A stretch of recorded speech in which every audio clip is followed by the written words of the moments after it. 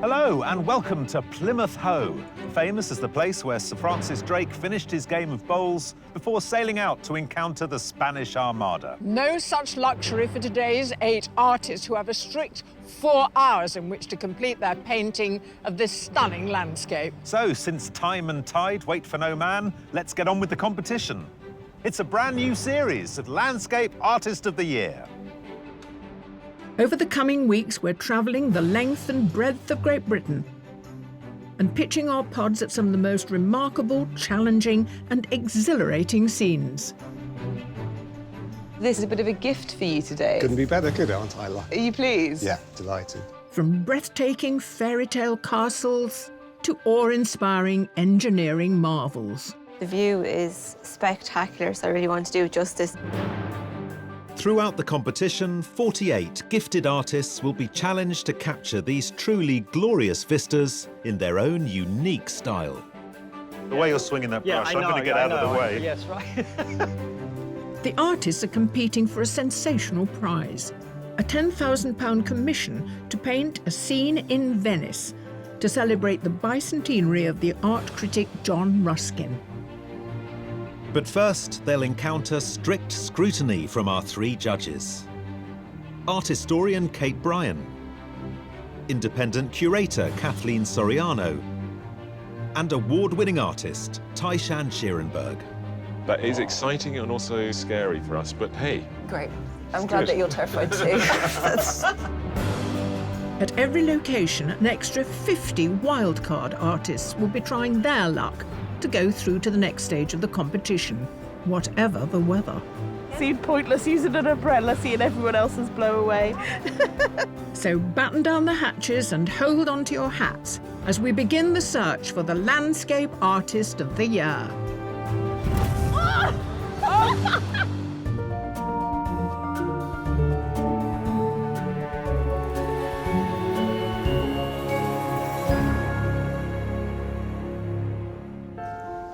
Hoping to claim a place in the semi-final today are 6 professional artists. Dante Turner, Zosha Olenska, Kathy Reddy, Andrew Wykes, Lisa Turner and William Balthazar Rose. I paint usually in a very private way. But it is time to go public with my art. And taking them on are 2 plucky amateurs, Tony Munns and Maggie O'Keefe. Apparently, if I tell my brain I'm excited, it will see myself as being excited rather than really nervous. So I'm trying to do that, but I know I'm lying. All of the artists were selected based on a piece of artwork they submitted online. So today, the judges get their first chance to scrutinise the real things. Good morning, judges. Since we're at the seaside, it seems appropriate to start with some fish and chips. It's like a little Edward Hopper scene, you know, the person alone at their work, the fantastic long shadows of the ketchup bottles. You can smell the grease of the chips, you can smell the brine of the sea. It feels like you're really there. We're used to people reacting to the landscapes, trying to get the right colour or tone, and here somebody's physically reacting, but in a very sort of unusual way. So we have these tracings of their emotions as they react to the landscape over the whole thing, which gives it this frenetic energy, which is quite fascinating. I really liked the construction of it, the way your eyes led across the bridge to the factory buildings and then blocked out by the foliage. It's very well balanced. Yeah. I'm pleasantly surprised by the scale of this, and so it means that everything I liked about it, almost like more, the sort of undone figures are even more undone because actually their legs are just formed of one big rectangle of paint, just to give you that sense. And another bridge here, but less of it. Less of everything, really, and that's the charm of this piece, is that they've foregrounded the angle of the bridge through which we actually see this tiny little landscape. So, Bali.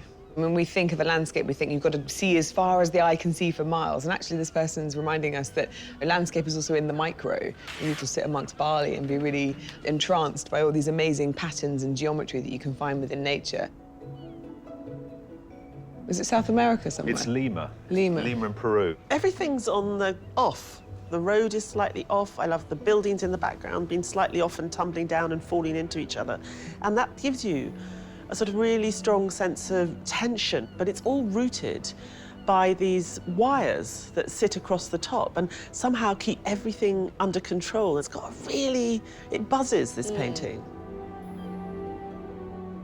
I like the format of this. You really get the spread of the bay, but I really like the colour, the tonality that seem to emanate from the sculpture, the grubby greens. You find them echoed in the trees and in the sort of this weird, dirty sea. So it's all of a tonal quality, and it works. And our final landscape today, but it's in North America. That sky is incredibly blue. What I really like about it is the use of red in the noise of green. It sits underneath the dark bushes and makes your eyes sort of travel across really nicely, and it breaks up all that incredible range of greens very quietly but very effectively. So we've got landscapes from all around the world. Let's see how they cope with Plymouth. Capturing Plymouth, it seems, requires an entire studio's worth of kit. I decided to bring just about everything. It's compact packing. And apparently some from the kitchen. I'm very interested in connection between cooking and painting. And so I've this is my experiment, that I've actually come as a chef. And I've got my hat on for you. Et voila.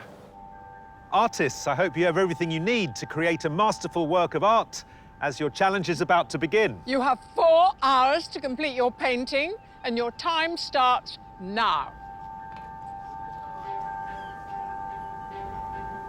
Each in their own way, the artists get to grips with the vista before them. Today, our artists are looking out over the mouth of the River Plym, with the yacht harbour in the distance, and in the foreground, the unmissable landmark of Smeaton's Tower.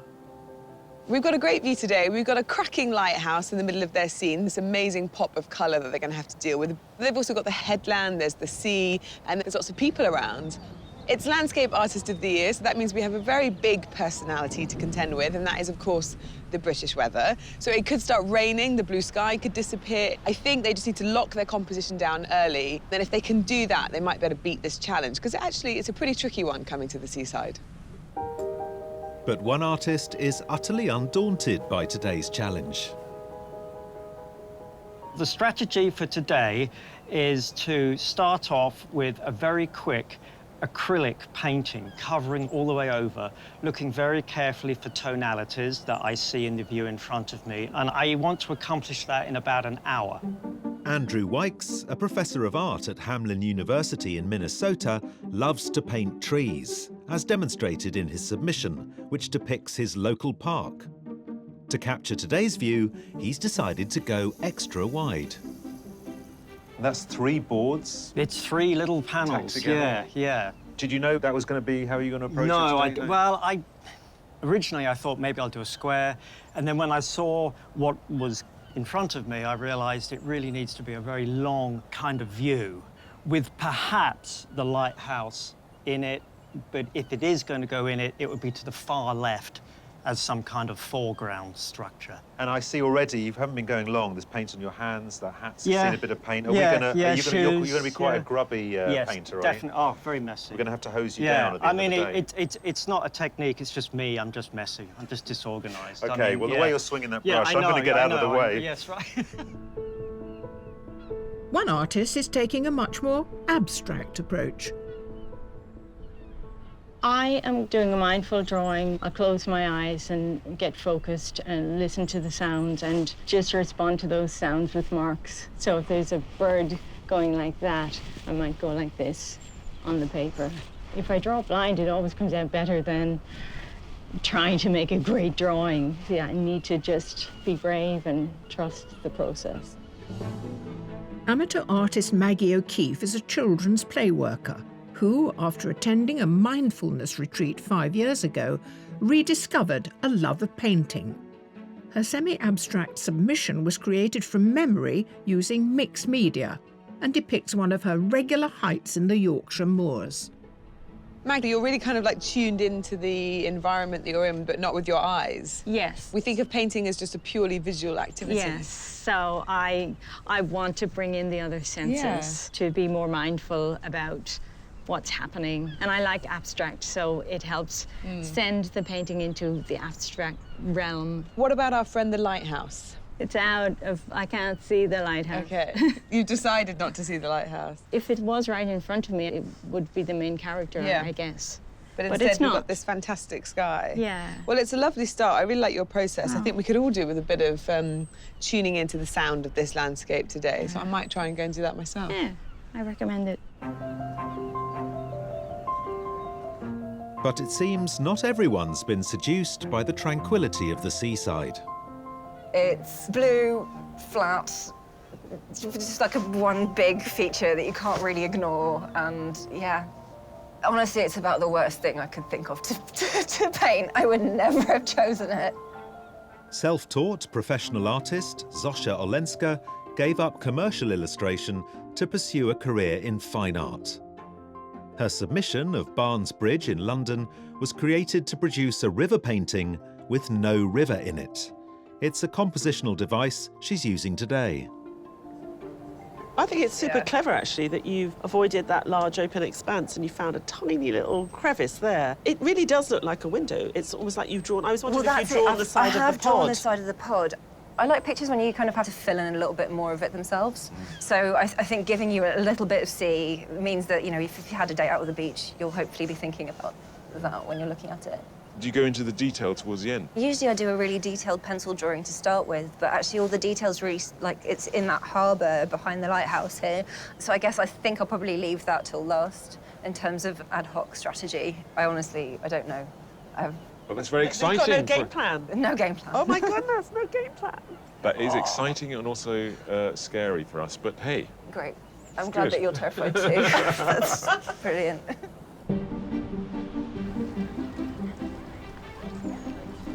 Our 8 hopefuls aren't the only artists on Plymouth Hoe today. Go wait! 50 wildcards have come along to have their go at capturing the view across Plymouth Sound. I like the colours in the water in the boys. They're quite grey and grim, but there's nice colours in there to bring out. The ultimate victory is to catch the judges' eyes and be in the running to gain a place in the semi-final. I'm looking forward to chatting to the judges because it's nice to hear different opinions on your work. You're not rubbing it already, are you? What do you mean? You can't be rubbing it. It really is lovely, isn't it? I mean, if you do rubbish painting, it don't really matter, does it? Because you've been looking at that for 4 hours. So it'll be a nice day, whatever, I think, won't it? A short distance along the seafront are our 8 pod artists. And as the good old British weather begins to make its presence felt, one artist has a big decision to make. The sky keeps moving. For 10 minutes, it's perfectly crystal clear. Then there's clouds. Now there's a mist and a fog coming in. So I'm not sure what to do with the sky, how to tackle that. Do I make it look sunny or do I make it look like it is now, moody and misty and something more like Turner would have done? No stranger to working en plein air, Cathy Reddy took part in Landscape Artist of the Year 2017, creating a lino cut of Knaresborough Bowling Green.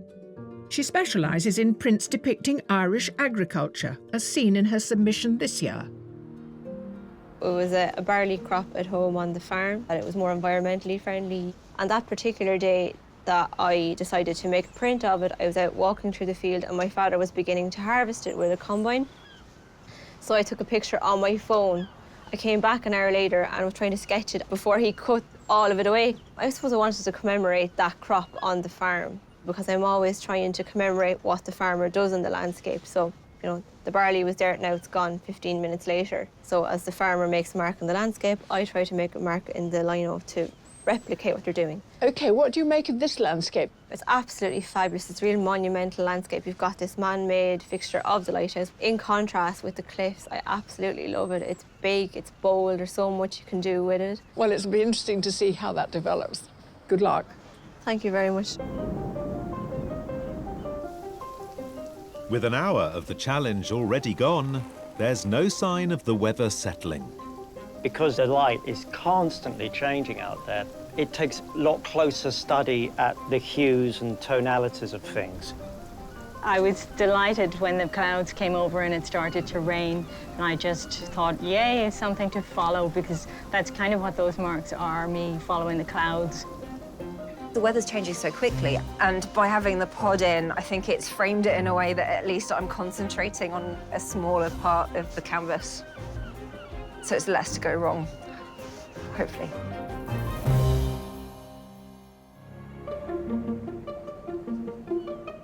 Here on Plymouth Hoe, 8 competitive artists have already spent an hour creating their landscapes. They're contending with a hard-to-ignore lighthouse and fluctuating meteorology. Well, you're lucky you're sheltered from the rain, that's what it's saying. How have you found dealing with the weather? Terrible. Terrible, ¿por qué? It's different because 20 minutes is sunny and 20 minutes is raining and cloudy. I think I had to change during the day, I think. So very good idea that you've gone small. Yes, because can I, for example, put the raining in that area and maybe a little bit sunny here because it looks more interesting. Professional artist Dante Turner likes to depict spaces altered by humanity, as seen in his submission of Lima in his native Peru. It captures the divide between wealthy candidates and their poor electorate during elections. In your painting submission, we had so much detail and busyness with all the buildings behind. Yes. You've gone for something that's completely, almost empty here. Yeah. Where are you going to get that detail in? I think I'm going to get the details with the boats, los barquitos. Barquitos. The buildings behind. ¿Y cómo que no tenemos el farol? I think it's quite big from here. We are too close, I think. Too dominating. Too dominating. It's going to take some more part of the canvas, I think. Fantastic. Come back later. Okay. Soon. Good luck. Thank you. So you've given us a lovely, pretty lighthouse, boats bobbing in the harbour. Just need a puppy in the foreground, and we've got the full house of Ty's delight. How do you deal with the view we've given them without it becoming twee? Luckily, we've got the weather. Yes. Which has been a total nightmare, really, with the weather changing this quickly and this frequently. So as the weather changes frantically, should an artist just decide, I'm going with the overcast look, or I'm going with the blue sky in the background look, and stick with it, or should they try and respond second by second? Each of the elements we've given them, the lighthouse, the headland, the sea, in any given weather condition, it becomes more beautiful or less beautiful. And if you can combine all the best elements in the best weather conditions, you could get a very interesting, vibrant painting. But, you know, it's a competition. And I'm hoping the artists take advantage of what the changing weather sometimes gives them. There's some absolutely beautiful light effects. And if they're good, they'll find them.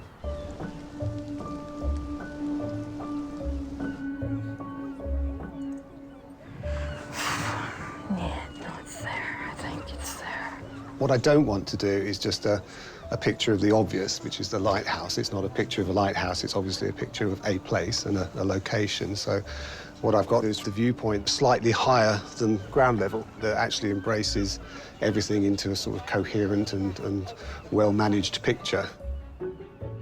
Amateur artist Tony Munns is a graphic designer whose love of the seaside is apparent in his acrylic submission of an imagined scene. He wanted to create the familiarity of fish and chips on a pier at the end of a summer's day. Tony, I can't help but think this view is a bit of a gift for you today. There was a kind of charming seaside nostalgia, Hopper-esque quality to your submission. Yep. And here, look at this. I mean, it's... Couldn't be better, could it, aren't I? Are you pleased? Yeah, delighted. But having said that, this has its own challenges. It's obviously a huge 180-degree almost sort of landscape. It's got all these different components in it, which are, none of them are really tied together. They're all sort of disparate bits and pieces and different styles, different colours, different shapes. And I was also slightly concerned about the magnitude of that feature versus you know, everything else, really. So Yeah, because it's a game of scale, isn't it? It Because is, you yeah. can see so far away. This is really, really wide, and this is actually a really enormous vertical structure which kind of certainly dissects the is. whole thing. Yeah, so with that in mind, I thought if I went to a sort of higher viewpoint... Yeah, that seems... it would- It's almost like you're a drone above Exactly. the area that we're in. It's my way of bringing the components together in Yeah. a sort of a believable form. And so is the to lighthouse set up. coming to life after lunch or before lunch? Probably after lunch at this After rate, lunch. yeah. yeah, Okay. in between the rain showers.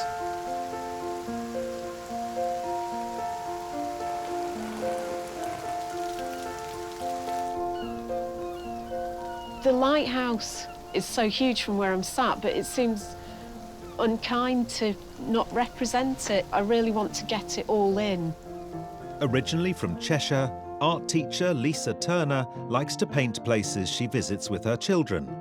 Her panoramic submission is based on a photo of Ilfracombe Bay, taken when the family went to see Damien Hirst's famous statue, Verity.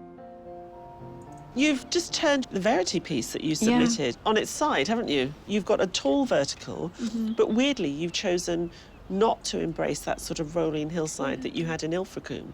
Yes, I didn't feel she was as dominant in that landscape as that is. It's right up into the sky, isn't it? It is. I felt like I really wanted to use that. And from a proportions, you have made it smaller, haven't you? Yes.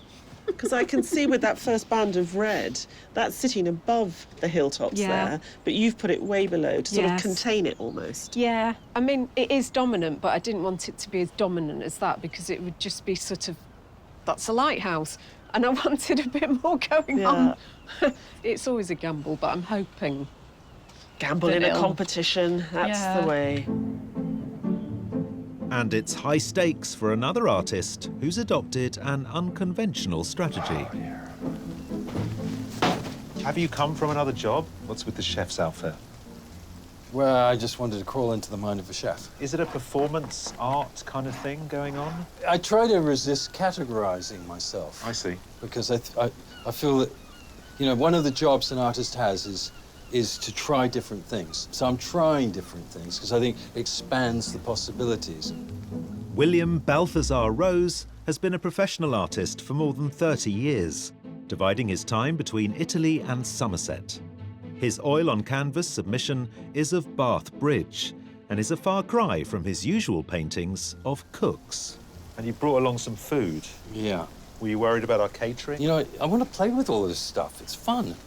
The shell's very nice. You're welcome to touch it.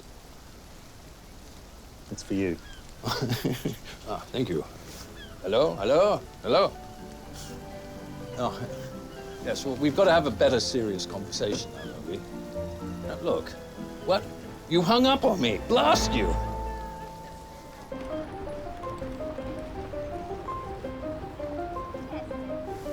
Meanwhile, exposed to the ever-erratic elements and with their typical can-do attitude, are our 50 wildcard artists.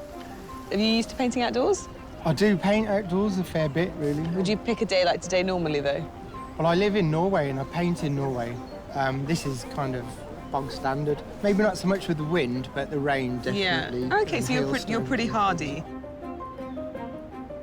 So you arrived this morning with lots of vegetation.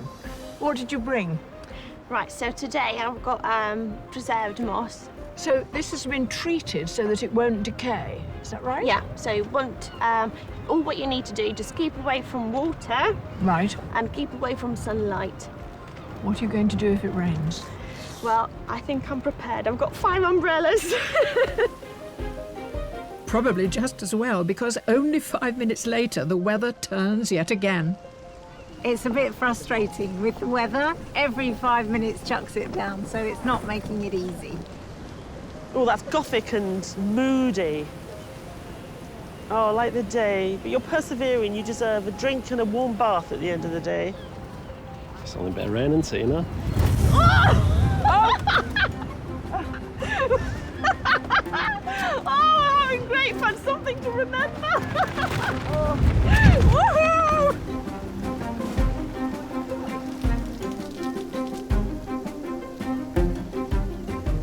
Do you often paint in these conditions? If I count this time, this will be the first. Right. The reward for their dogged determination, the chance to win a place in the semi-final.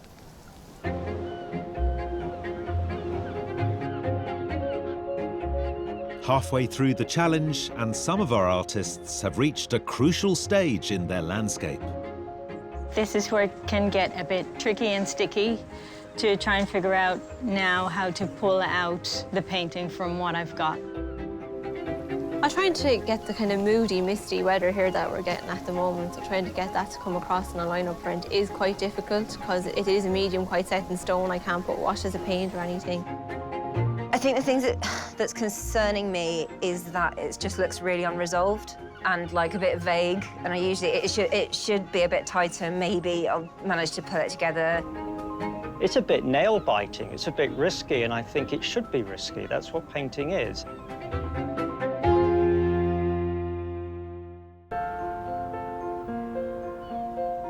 Eight artists are halfway through their challenge to capture the breathtaking view from blustery Plymouth Hoe. And with only 2 hours left, it's action stations all round. What's the next phase? Pencil. Right. Gonna do some sketching on top of it. Okay. Maybe tighten it up a bit. Right. Maybe look at it a bit. Maybe Okay. make some noises about looking at it. Okay. Yeah. I'm just working on the cliffs here at the moment. So your wrist gets really, really sore. So I suppose a lot of printmakers suffer for their art. My main concern is to merge with what is out there. These are my ingredients, this is the meal, and I am the one who's going to translate it. Battling through the inclement weather, the judges have been keeping a close eye on the artists all morning, but retire to a more sheltered spot to review their progress so far. What do you feel about the gift of a lighthouse to an artist? Isn't it a little obvious?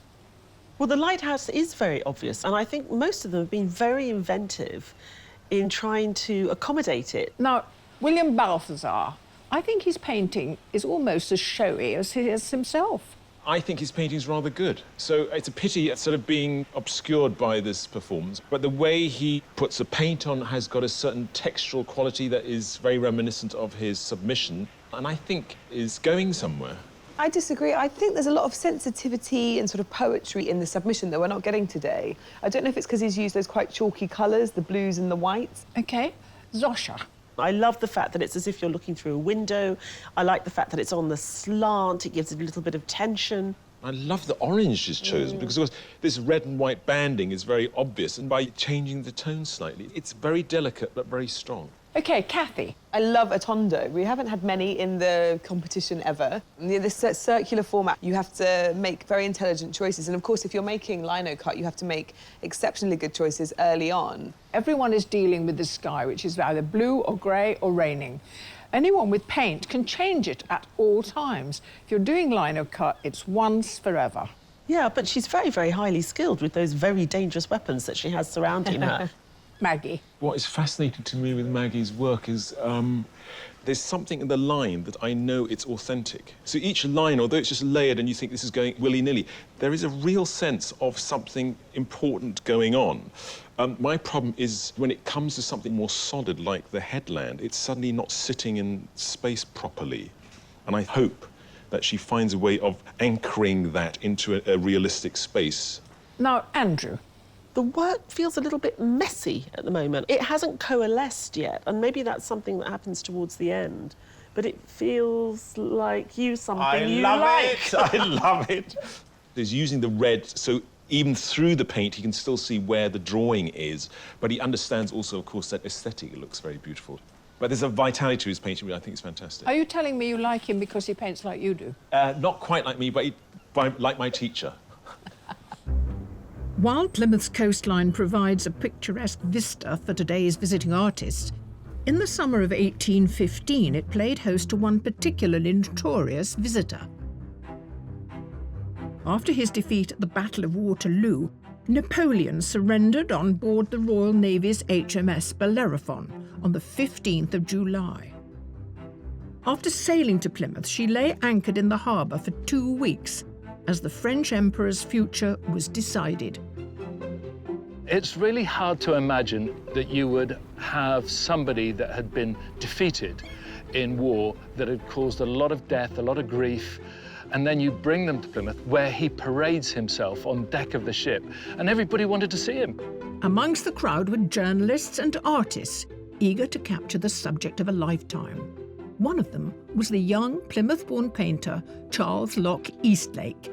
The ambitious 21-year-old drew his boat alongside the Bellerophon just as the man who'd struck such fear into the hearts of the British public was taking a walk on deck. Eastlake was sketching Napoleon, and Napoleon obviously clocked this and asked to see some of the sketches. Napoleon allowed him to take his jacket and various other bits of his apparel back to his studio in High Street so they could get the detailing absolutely right on his outfit. Eastlake's portrait of Napoleon is one of the most famous paintings of the extraordinary events of July 1815. And it was the start of a glittering career, which eventually saw Eastlake appointed as the first director of the National Gallery.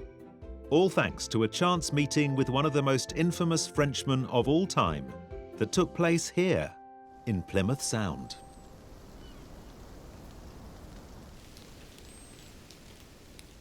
With a resilience fitting for an area rich in naval history, 50 wildcards have battled through what Mother Nature has thrown at them. And they come out the other end, still smiling. It seemed pointless using an umbrella, seeing everyone else's blow away. I mean, I love the painting, but I'm more concerned about the state of your knees. Are your legs really that wet right the way through? Right the way down to my socks. Oh, my goodness. Amazed you've done that in one day. Fantastic. Are you with each other, or have you just met? We aren't. No, we've been with each other for a long time. Oh, I see. OK. Married? Yes. Yes. And you've decided to come out to sunny Plymouth? To end it all. So which artist has done enough to be in the running for a place in the semi-final? I've seen some quite good paintings considering the I crazy have. weather. Very I've seen good. lots I like, yeah. The woman with beautiful, big, portrait, upright, very warm, yellow, colourful piece. I want to be in that version of today. But next to her, a few doors down, is the guy who's really put a really beautiful painting together there. Well constructed and well finished for the weather and the time. Yeah. OK, the weather gets it, or the one who beat the weather gets it.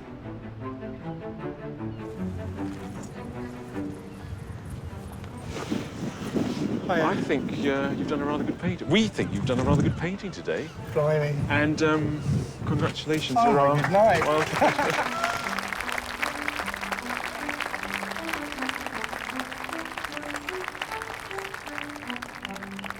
I think I'm a bit giddy, really. I think I'm going to go into shock. Maybe it's a bit too soon, but gin and tonic might cure that. John O'Neill from Reading will enter a pool of wildcard winners from all the heats, from which one will be selected for a place in the semi-final.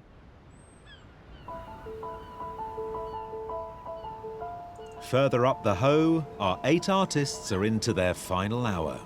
I'll probably put a bit of thicker paint on here and there. I need to work on this headland.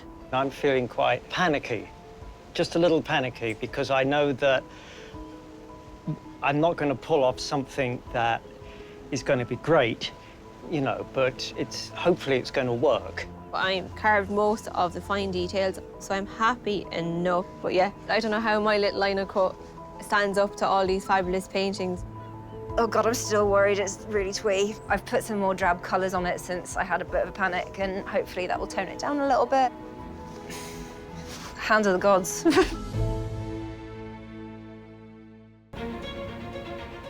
Here on windswept Plymouth Hoe, our 8 artists are nearing the end of their 4-hour challenge.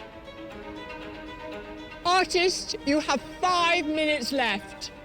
5 minutes. Oh God, 5 minutes. While most of the seascapes are nearing completion, one hasn't even appeared yet. Your first print? Yeah. So it's a heart-stopping moment. Yeah. Because we haven't got long to go, have we? No. I don't want to freak you out, but we're into the last few minutes. This is my main worry. And you get one chance to connect the two.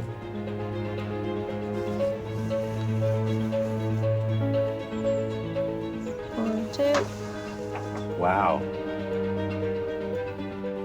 Trying to just stay focused and get round the whole painting.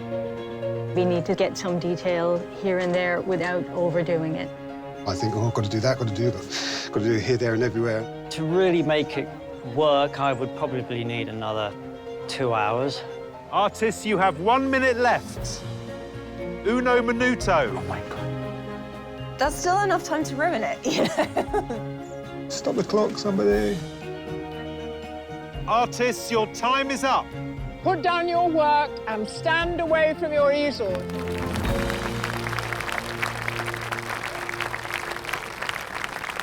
Well done. How was it? Right. How was yours? Well, this is what it is. While the artists take a well-deserved break, the judges review the 8 completed landscapes.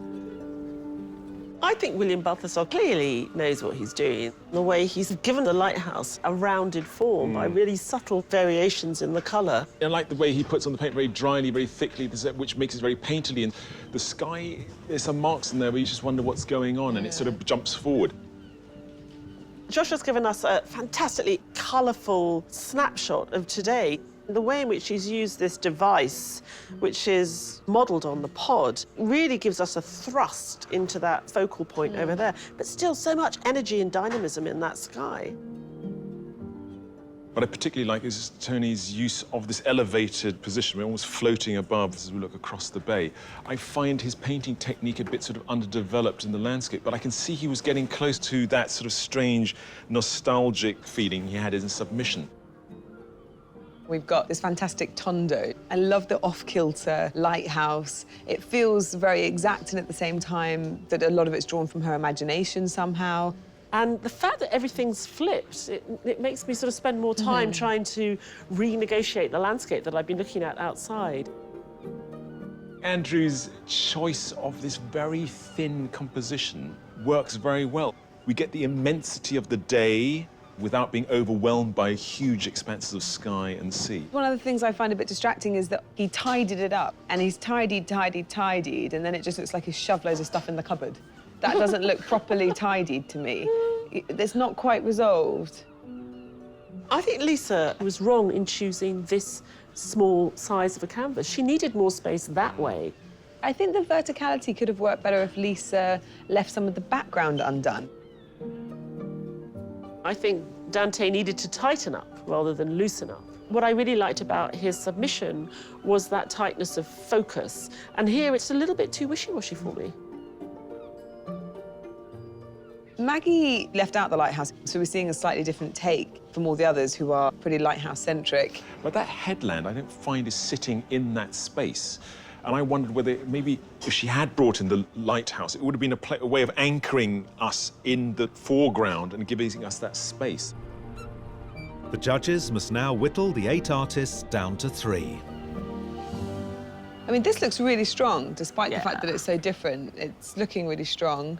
I have to say, this one, which I wasn't so sure about before, I like the sort of softness of the colour, but I keep on going back to this one. I know it's a little bit dirty, but I like it. I love that one. I think the composition is interesting and some of the colour choices are wonderful. But it's a good top 3, isn't it? Look, how the diversity.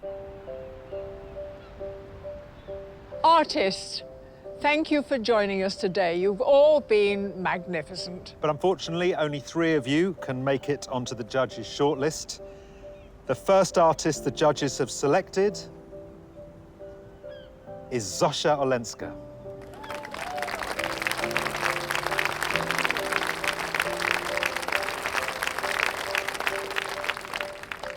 The second artist on the shortlist is Kathy Reddy.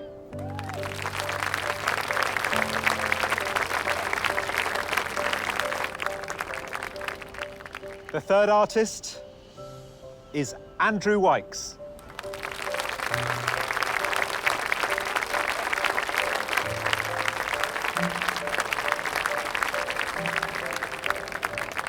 Our commiserations to the rest of you. You've all done admirable work, and thank you for sharing it with us.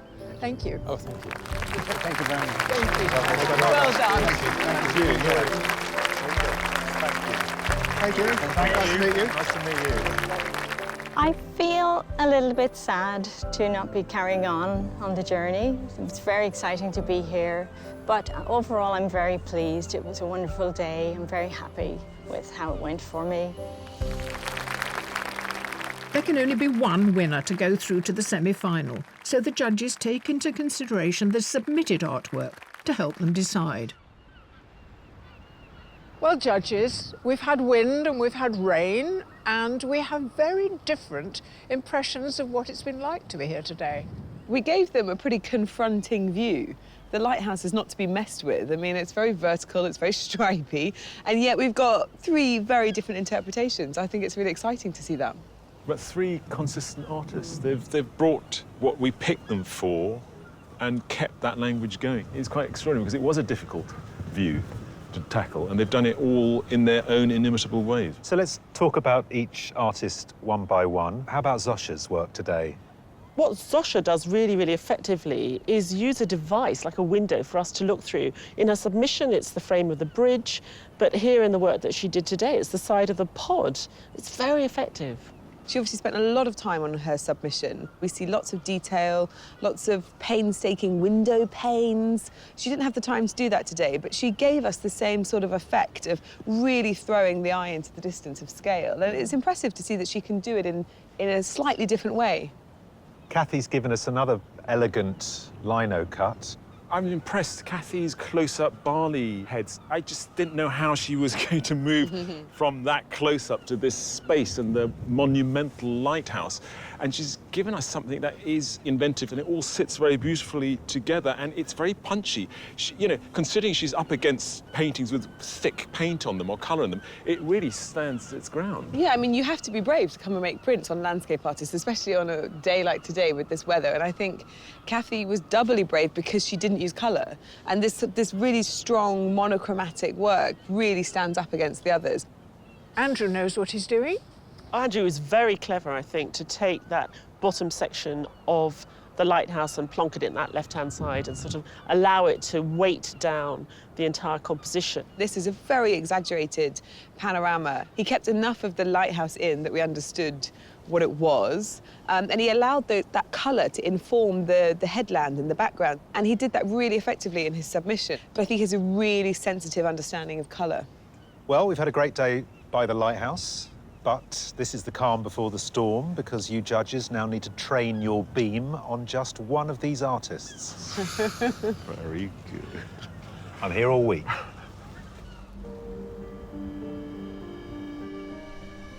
Zosha, Kathy, Andrew, each of you has displayed remarkable talent, but sadly, only one can go forward.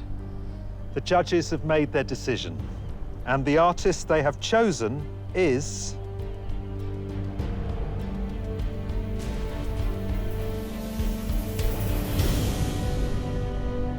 Kathy Reddy. Well done, well done. Well done. Shocked. I'm still shaking, like, with my hands. I can't believe it.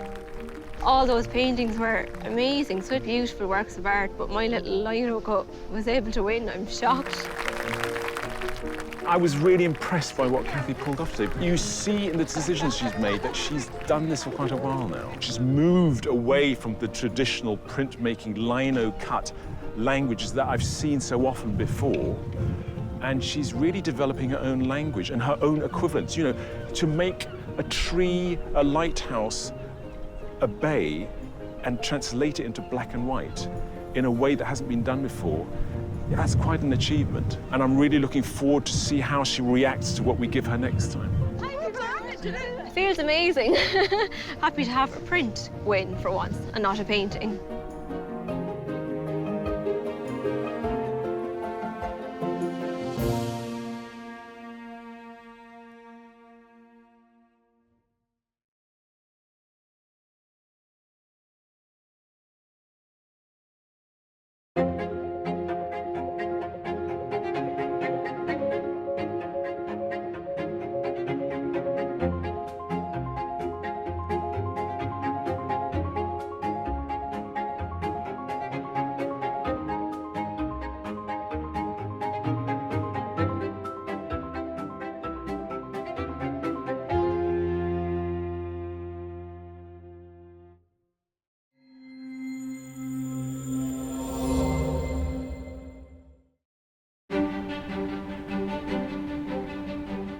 Hello and welcome to Battersea Power Station, where we're about to have a very big night out. 3 artists made it through the competition, and we thought we'd stay up late and celebrate.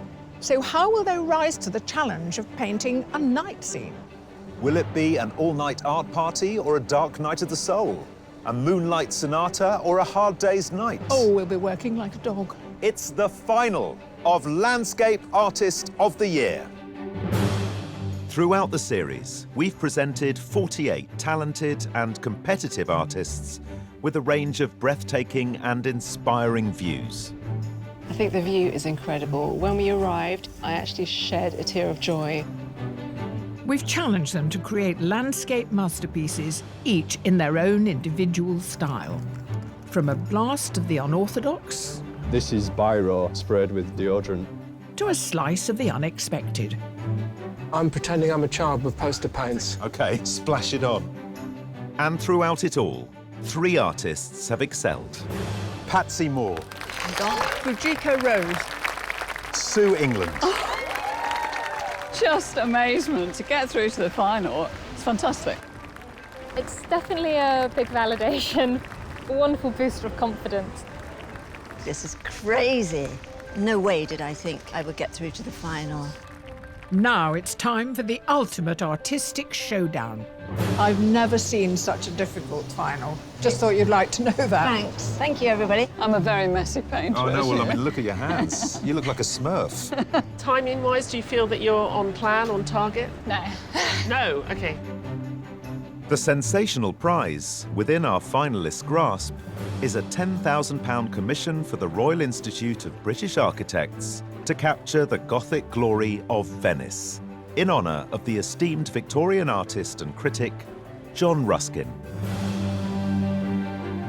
But it's not just tonight's artwork that's up for scrutiny. The judges will get to see, for the first time, a landscape our artists were given 2 weeks to complete. Never attempted anything like that before. And choosing the winner are our judges, Kate Bryan, Tai-Shan Scherenberg, and Kathleen Soriano. I want our winner to surprise us. Yeah, as always. So who would take the top prize and be crowned this year's winner? The Landscape Artist of the Year 2019 is...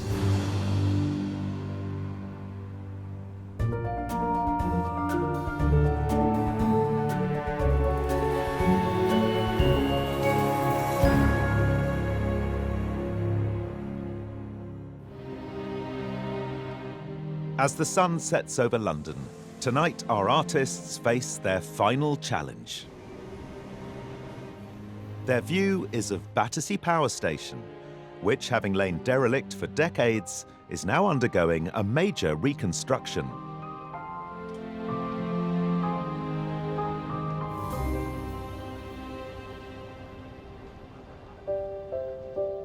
Capturing this architectural icon as it's brought back to life are 2 professional artists, Fujiko Rose and Patsy Moore. Winning would be such an accolade. The thought that the judges rate what I do gives me huge confidence. It'd definitely be a huge boost for me to win. It would open up new doors, so I have to try my best. Painting alongside Patsy and Fujiko is one amateur artist, Sue England. To win it, it would be a validation of what I do as an artist. I just feel so privileged to have got this far. This is some urban landscape, isn't it? Isn't that stunning? Absolutely amazing. There's a lot of detail. There's a lot of there. light coming through it, isn't there? Yeah. A lot of light. I'm going to take my glasses off and then I won't be able to see the detail. That's the one. It's the final of Landscape Artist of the Year. It's going to be very exciting. We've got 3 very good artists, but we're also doing it in this crazy situation with this bonkers building. So it's going to be something that none of us have ever experienced before, and I'm really intrigued. And as darkness falls on the capital, our 3 finalists are preparing for their nocturnal challenge.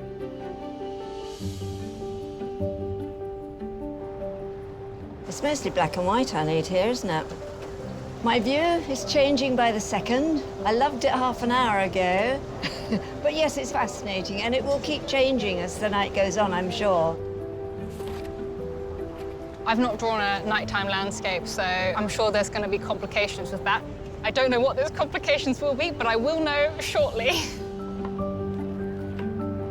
The view is a bit overpowering, really. It's right on top of us. It's colossal, and I really don't know yet how I'm going to tackle that scale. I've no horizon line.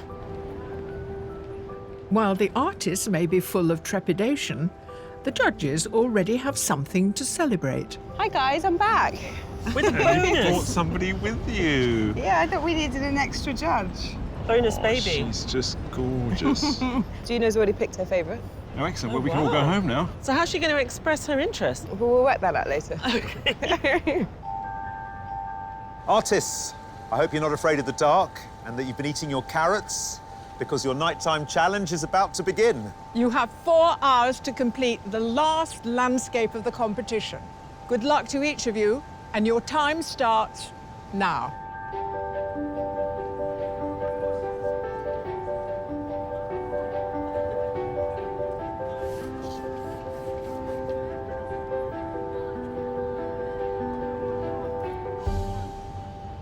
Patsy, have you been practicing painting in the dark? No, not really. But you like the landscape? Not in all honesty. I looked longingly at the river behind me, but no, it's the power station. It's like a space station, isn't it? I wouldn't be surprised if it just took off. Do you think a rocket's going to come out at the top? Patsy Moore is a professional artist and art tutor from West Sussex. At her heat at Hurstmonceux Observatory, it was her vibrant underpainting technique that led to her winning artwork of the atmospheric scene. That beautiful red ground coming through and that purple in the sky. She's a really great colourist. At the semi-final, in Cromarty, Patsy once again combined a palette of warm and cool tones to wow the judges. Patsy's style is very traditional, but she has found a shorthand. She's able to give us great detail without getting fussy. So I'm really excited to see what she can do tonight. Now, you did pink backgrounds a lot. Yes. It's your kind of hallmark. Not today, because it's a very different light. I've overpainted my good old Patsy pink background with a kind of indigo darker tone. And this is what you've done so far, which is structuring it. Yes, just marking it all out. I want to get some sky that I did see earlier. Right. Not a sunset as such, but a slightly lighter sky towards the bottom. What about the red crane, the red on the cranes? Oh, there'll be red cranes. Will there? I love those dots.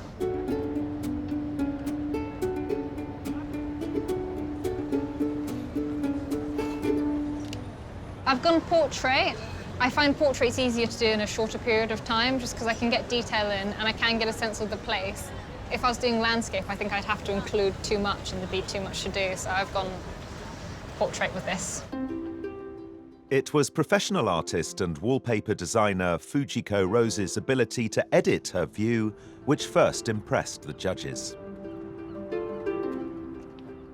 Her dynamic composition, along with her monochrome use of Indian ink on white paper, won her heat at Gateshead's Millennium Bridge. There's a timeless quality to it, the way in which she's used the white of the paper to define the arc of the bridge. Fujiko's semi-final industrial Seascape delicately conveyed the strength of the engineering while bringing a hint of East meets West to the scene. Fujiko's great strength is composition. She uses artistic license in a really beautiful way. She doesn't have colour to play around with it, but that might be fine tonight, given that everything's black. How's it going, Fuji? I'm not quite sure at the moment. If you come back in a couple hours, I might be crying. Why will you be crying? It's a little bit experimental. What you're going for? Yeah. In what way? It's sort of like, you know, you remember a dream, but you don't actually remember the specifics of it. That's what the image in my head is like. It's that thing when you try and remember a name that you've forgotten and you're just, Yeah, it's just on the cusp of it. There's a lot of detail up there, isn't there? I am a bit overwhelmed, but I might just squint my eyes, and then it's just a shape. You seem very relaxed. No, I'm very nervous. Oh, are you? You're giving a good am. impression of someone who's very comfortable and calm. I know, I should play poker.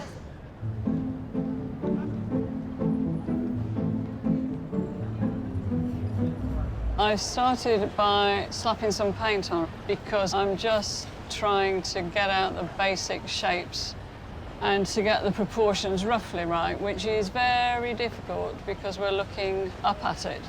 Getting the proportions right is fairly vital to how the rest of it will develop. Retired graphic artist Sue England from Chichester is our only amateur artist to reach the final. Sue first painted as a wildcard at Herstmonceux Castle and was eventually selected as this year's overall wildcard winner. When I saw all the 6 wildcard winners lined up, Sue's jumped out. She'd made something with its own distinct style.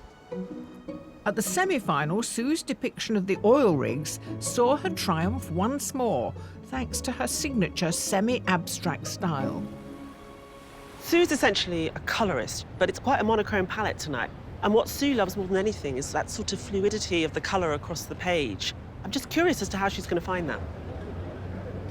So Sue painting through the night, painting a huge building that is lit in a really bizarre way. Interesting or a pain? Yeah. Or... No, it's really interesting. To be honest, I'm not going for accuracy. Yeah. It's the feel of the thing and the way it looks at night. Usually the light falls on an object and it creates 3 dimensions, whereas here all the light seems to be emanating from it. Is it making it difficult to make it understandable? Yes, it is. I think as well the towers in particular look transparent. Interesting. Chinese lanterns or something. You know, as if they're I made know what out you of mean. papier-mâché. But one of your strengths is your sense of colour. And here there isn't much to play with. No. Is that an issue? No, not really, I don't think. I mean, when you look, there's lots of tones going on, all the greys and whites, even browns coming in. That's enough to work with? I think that's enough to work with, yeah. I'll let you crack on and speak to you later. The artists are almost an hour into their final 4-hour challenge of the competition. And just like the building before them, their deadline looms large. I am rushing because I am quite nervous for time today because it's not as set in my head what I'm doing. I'm trying to be playful, which usually takes more time, usually requires more thinking.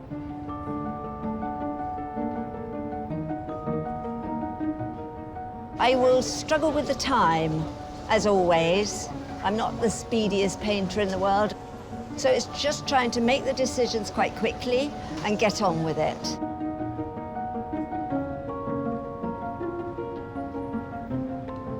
The time restriction is always a problem for me because normally I take days and days faffing about. When I started, I just placed it in and I know I've not got the proportions right, but I'm just going for the feel.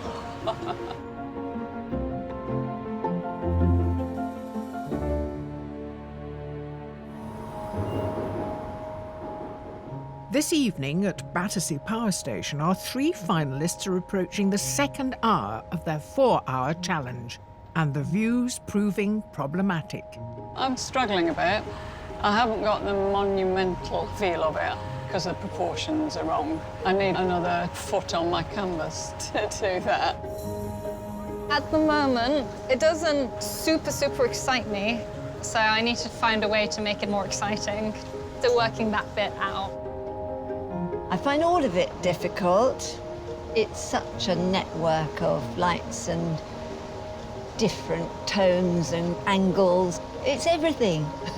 It's just everything. Nighttime painting, why don't we think of this before? Because it's really difficult for the artist, but the light is beautiful, although painting throughout the night, I think, might be a different sort of problem. I'm ready for dinner and a box set, you know what I mean? A kit. Yeah. So we're positioned low and at the corner of the building, looking up. What difficulties or opportunities does that afford? What they've got to really use are the 2 chimneys and the spaces that are clear to create that volume. So no danger of twee with a brutal industrial I don't think that is a danger at all. The moon is just making an appearance. Yesterday was the full moon. I know that because I woke up this morning naked and hairy on Hampstead Heath. Right. But I presume the moon might add a little bit of extra something. That'd be wonderful. I mean, it's such a man-made landscape here. It'd be quite nice to have a little sort of accent that is natural. Well, it'll be a long night at Battersea Power Station, but let's see which artist can batter the others into submission. I'll get my coat.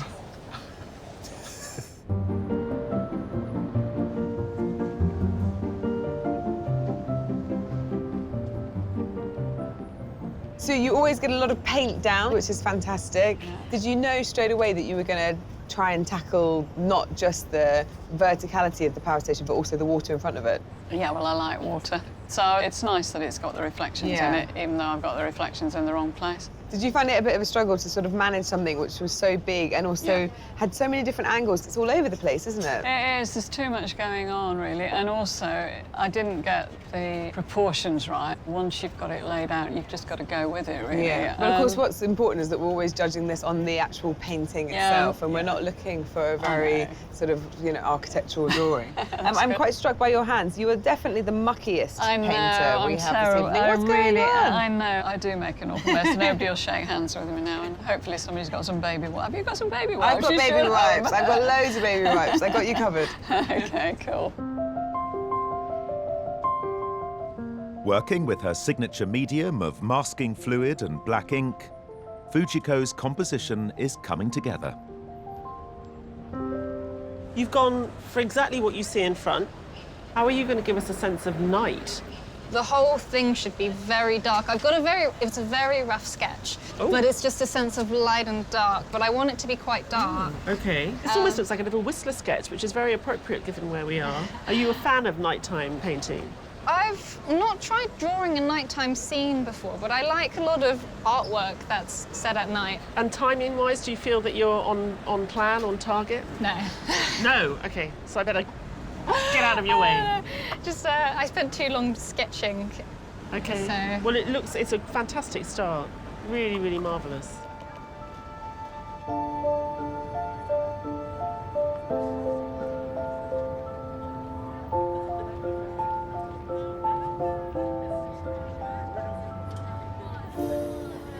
Patsy, is this pure coincidence that you're actually wearing the colours you are using? I do love colour coordination. Bring my canvas to match my jumper.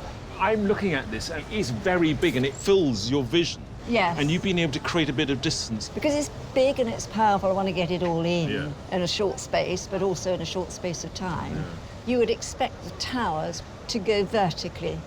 However, if you look at them, they're actually getting slightly closer together and they go slightly backwards. Oh, I see. Yeah. I see what you mean. Yeah.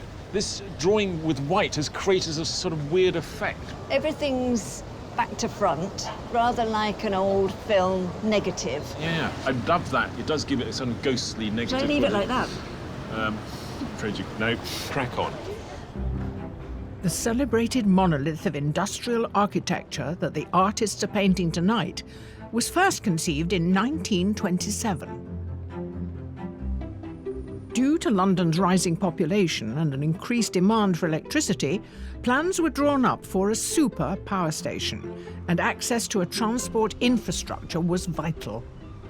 The location was pretty ideal. There were a lot of railway lines that terminated here. Also, you've got proximity to the River Thames for shipping in the coal, which was used to fire the boilers, and you could also bring coal in by rail. So it was seen as an ideal location by the London Power Company. By 1955, the buildings were completed, but not before the renowned architect Sir Giles Gilbert Scott was brought in to refine the existing design. He was an expert at monumental buildings and design. So he's given us the fluted chimneys, he's given us the elevational treatment on the brickwork, and it becomes more and more ornate as you go up into the monumental building that it is. But by the 1970s, the power station was outdated, and 1983 marked its final year of electricity production. By this time, the building had become an iconic landmark, having graced album covers and gained listed status. For the next 30 years, the building lay derelict, until finally in 2012, its current regeneration began.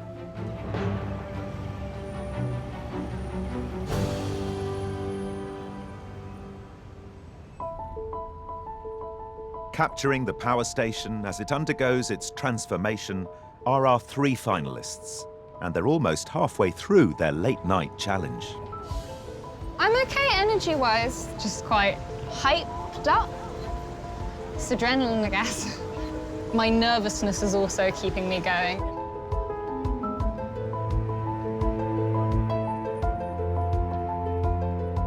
I'm not going quite as fast as I would like.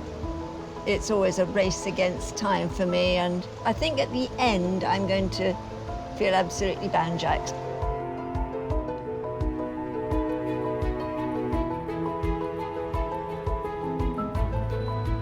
How's your stamina? I'm hoping the coffee will keep me going through. Plenty of coffee? Yes. A drop of rum in it would be nice. That would be nice.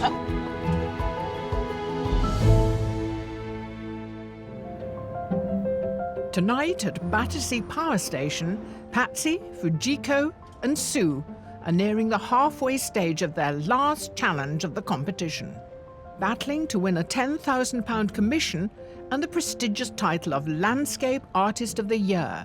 They're all feeling the pressure.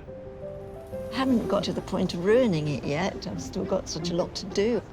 But yes, I could easily just panic and spoil it. If I could start again, having looked at it for 2 hours or whatever it is, I understand what the building's doing a bit more now, but I can't change my mind halfway through.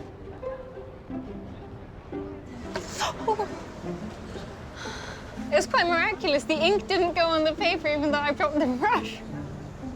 Oh, my heart went.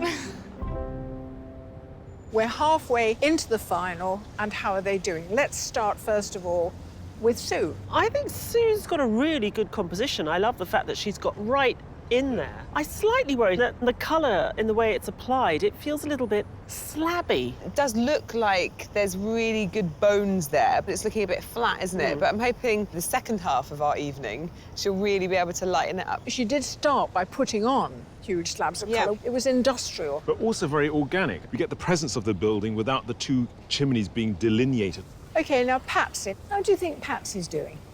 I was a bit worried that Patsy's composition was too traditional and she was trying too much in too small a space, but I think she is pulling it off. I do like the blue, colder tones that she's picked up, but what I'm worried about is I feel I'm looking at something rather romantic. For me, it works because of the ghostly nature, and that's happened to her white pastel drawing underneath. I think it's rather beautiful. OK, what about Fujiko? I really like the way Fujiko breaks things down as that sort of horizontal and vertical elements. But I need to feel that I'm looking at something more than just a very good illustration. What she's got is very true, it's very accurate, the blacks are gorgeous, but there's no sort of storytelling. What was interesting, where she's masked out the cranes and she's put the black in the sky, it looks like constellations. I'm worried for all of them about the introduction of the red lights. How sweet that might make the pictures. I was talking to Stephen about the view, and he said there's no chance of tweeness here. And I went, no. And I've just only, yes, the red lights, it would make it incredibly twee. I have to tell you, none of them are going to leave out the red lights. Of course, part of your judging will involve looking at the work they've been commissioned to do over a period of time. How do you feel about that, Kathy? Super excited. It's always one of the best bits. Yeah. When we have the big reveal. And it can change everything. You can think, right, I know who my winner is, I've got no problems. And then you see the commissions and you see a totally different side of the artist. So it's really the combination of both that helps us make our minds up. For their commissions, our finalists were assigned 3 spectacular but very different landscapes, without the pressure of a time challenge. The commissions are important because they remind us of what they are like as artists when they are doing something under their own steam, with their own time frame. What we get to see is something that they absolutely have edited 100% themselves. Sue headed off to Falkirk in Scotland, home to the world's only rotating boat lift, which connects 2 canals. The Falkirk wheel is a pioneering feat of modern engineering, but perhaps not the most obvious subject for a painting. Well, it's not what I would call a landscape. I've never attempted anything like that before in my life. Fujiko travelled to the foot of the Black Mountains and the ruins of the 12th century Lanterney Priory, originally built by a Norman knight and once one of the great medieval buildings of Wales. There's a lot to this view, which can be intimidating. The Abbey's already fabulous, but it's situated in such an amazing location.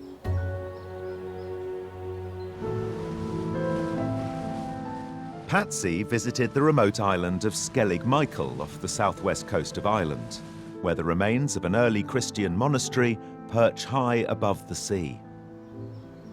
Wow, it's extraordinary. It's another world, isn't it? Just another world. They're tombstones. What a view these guys have got forever. The 3 locations chosen by the judges all had strong, distinctive characteristics and came with their own set of artistic challenges. The main struggle is just, I think, it is very complex. Because it's a very open structure, you can see through the arches. It's quite hard to play with that, in a sense. It's got so much to it. Clear blue sky, bright blue sea. The view could be a bit chocolate boxy or pretty. I'm moving, the boat's moving, the water's moving, the machinery is moving, all within this huge space. But I'm already getting ideas as to how I can amalgamate that. And to fully marvel at the mechanics, Sue was invited to look inside the wheel. There we go. Great, danger of death. Yeah, don't worry. That's You'll be safe with us. Encouraging, yes. You can go all the way through. You could go out and then we can look out the door at the other end. Okay, well, I'm up for anything, whatever. Wow, how bizarre is this? Woo! You are inside. That is no landscape like I've ever experienced before. One of the main challenges for our finalists is how to capture more than just the view. I do want to create a sense of, you know, like you can step inside the picture. It would be really lovely to do. I don't want to do a horizon, the wheel, the water, all flat on. I've got to somehow mix all that in together. I am fascinated by these rough old stairways. I think I might have found my view.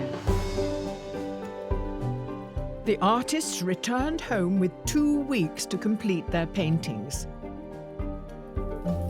The finished works will be unveiled before the final judging.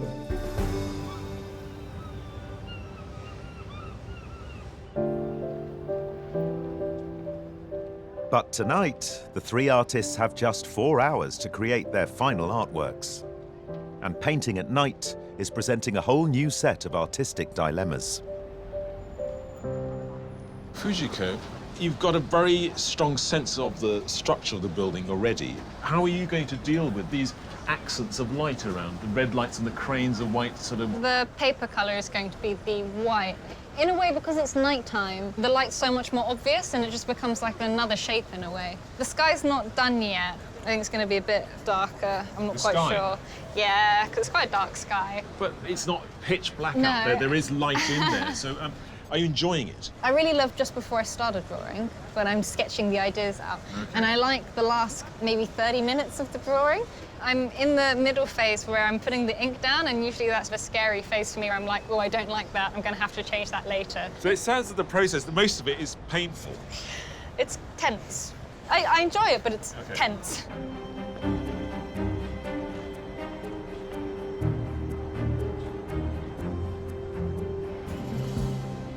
I feel like I'm looking at something that's quite romantic. I think it's the colour that's making me feel about the romance more than anything. But I can see those colours. Angela, the colours are changing every minute. But it's a symphony of blues I'm looking at here, as opposed to sort of the inky black or dark purples that we're looking at in the sky. I didn't actually want the sky totally black. Okay. I wanted it to be like the light we had earlier on. Okay. And how are you going to deal with what I think are the really troublesome, pretty red fairy lights that we have dotted everywhere? Well, they will be there. There will be some cranes as well. I can't do it without the red lights. Do you worry that if you put the red lights on it, it's going to look like static fireworks? I'm wondering. We'll see how they come out. For one artist, it's not just the painting that's proving a challenge. You're right. Getting a little bit tired, to be honest. It's late. It's actually the next day now. It's past my bedtime. You're right. How are you finding Battersea Power Station? It's quite different at night than I thought it was going to be. It's more floaty, and I think that black really throws the towers. So I need to work a bit more on the towers, and then I'm going to put the highlights in, all these lovely reflections down here. Right. And those beautiful red spots at the top there are just going to be, They're very pretty, aren't they? in the right place. With the prospect of victory within their reach, the finalists have less than an hour to resolve their landscapes. No, I'm not happy with it at the moment. It's looking very messy, but there's not much I can do about that. I'm pretty sure I will run out of time. I think I've captured some of the feel of it, the size of it, and the fact that it's really dominating what we've been looking at all evening. It's a bit messy and it's not that accurate. The middle bit is very peculiar. Because it's right in the middle, it bothers me a bit. I'm struggling more than I would like. I need to get a move on, extra move on. For me, the atmosphere at the moment of what I'm drawing is a bit flat. It's just finding the things that's missing, you know, a bit of seasoning almost for the artwork. Painting one of London's iconic landmarks in the hopes of being crowned Landscape Artist of the Year are Patsy, Fujiko and Sue. And time is running out as they approach the conclusion of their challenge. There's only 10-15 minutes left. I don't think I can do too much in that time. I don't think I'll overwork it. I'll get it presentable. Artists, wake up. It's the final countdown. You have 5 minutes left. I'm on the verge of fiddling. The middle bit of the building is wrong and looks a bit of a mess, but there's not a lot I can do about it at this stage. I think I'm going to sit back and look at it and decide if it needs any more little touches here and there. I'm doing cranes now on my picture, which are lovely shapes. If I could get a grip of them. With the time I've got left, I will be checking in some darks and lights and smudging things around a little bit. This doesn't look like a Patsy painting at the moment at all.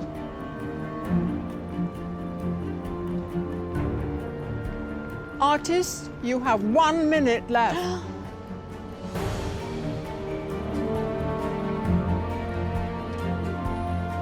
I'll hold back on crying until after I finish drawing.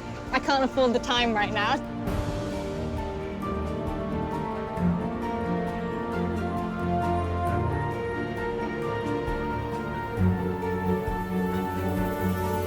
Artists, for the very last time this series, your time is up. Please put down your brushes and step away from your work.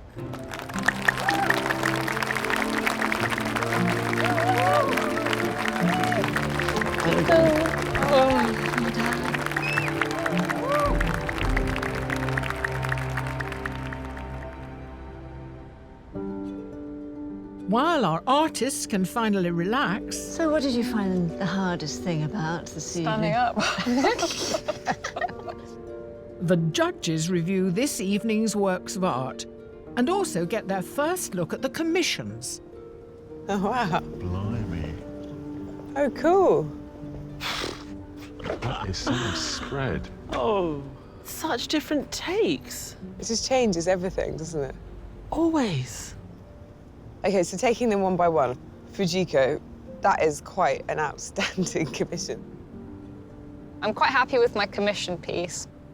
Lantany Priory was really lovely, and I could kind of go with the flow a bit when I was drawing it, which I really enjoyed. It is quite a phenomenal piece of work. You really feel the foliage. What's amazing is the way that she shows the light dappling. It's absolutely beautiful, just with the light touch of that wash. The movement in it is incredible because the centre is completely empty. So when you focus on it, you just get exploded outwards. And you don't miss colour. I was thinking Fujiko's work tonight was problematic. It was simplistic, and actually seeing Fujiko's commission next to it, suddenly it looks much stronger. Tonight, what she's done, she's really showing this thick, velvety sky. It's really, really oppressive, and still managed to find the natural elements of the landscape and overlay that. In her evolution, she's actually reduced her language. Absolutely. Both of those side by side, they make sense of her work as a whole. Tonight, I struggled with the landscape more than I was expecting myself to. There's a few bits I would like to have tweaked. It's just missing a little bit of pizzazz. Patsy, what do we think? Were we expecting watercolour? I'm worried the judges might not like watercolour. I'm also worried that they might think it looks rather like a meringue rather than an island. I'm impressed with what Patsy managed to do with Skelly. She's given it this completely otherworldliness, which it clearly has, and I think the fact that she's used watercolour has allowed her to capture a sense of that more effectively. Yeah, especially the way she's rendered the light. So on the path that we're going to follow, it is light, and then you've got this beautiful shadow down towards the sea on the left, which is absolutely readable. I'm really impressed because although it is believable and feels like a real landscape, there's a kind of poetry in the way that the paint's gone down. The problem is looking at Patsy's commission and then seeing it next to what she's done tonight, they don't sit together brilliantly. I don't know whether we should hold that against her because we are interested in seeing a range.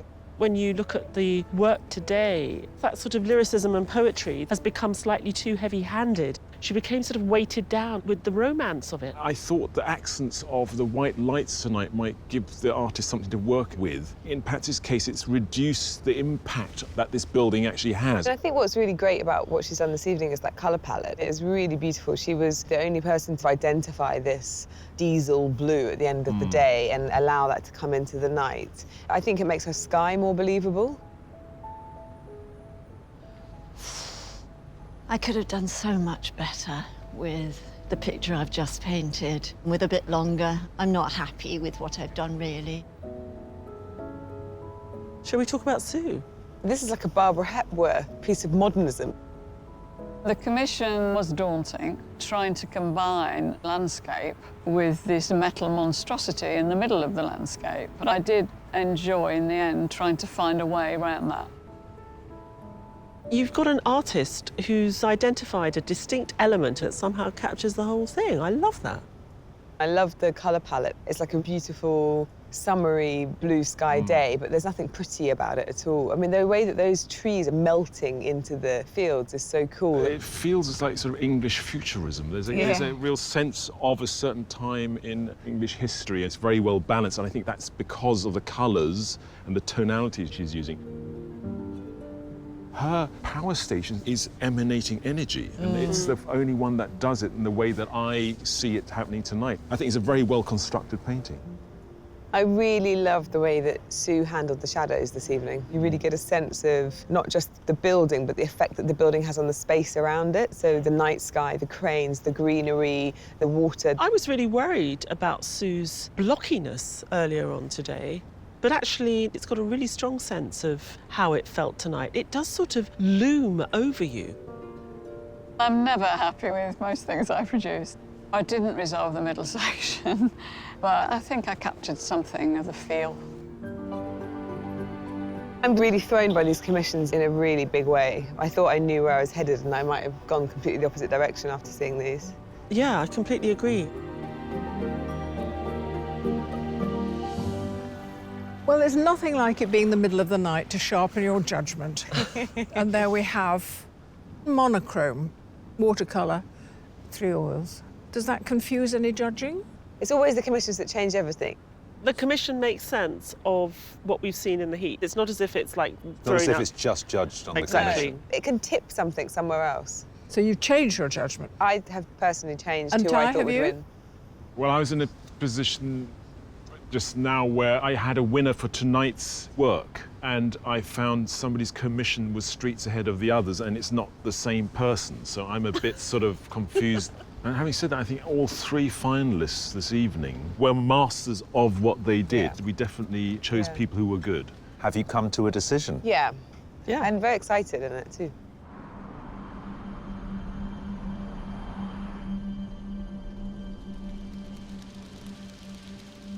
Sue, Patsy, Fujiko, you really have, all of you, been splendid finalists. Not only that, but it's been a real pleasure for us to follow you right through the competition.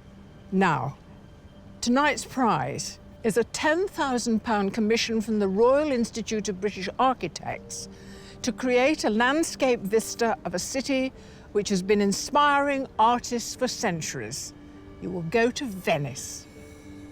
So, this being the final, only one of you can be declared the winner. And after much deliberation, the judges have reached their decision. The Landscape Artist of the Year 2019 is...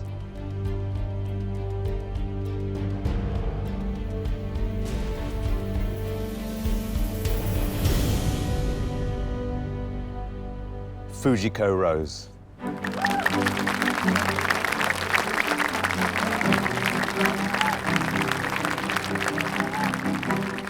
I have apparently won, which is very, very exciting.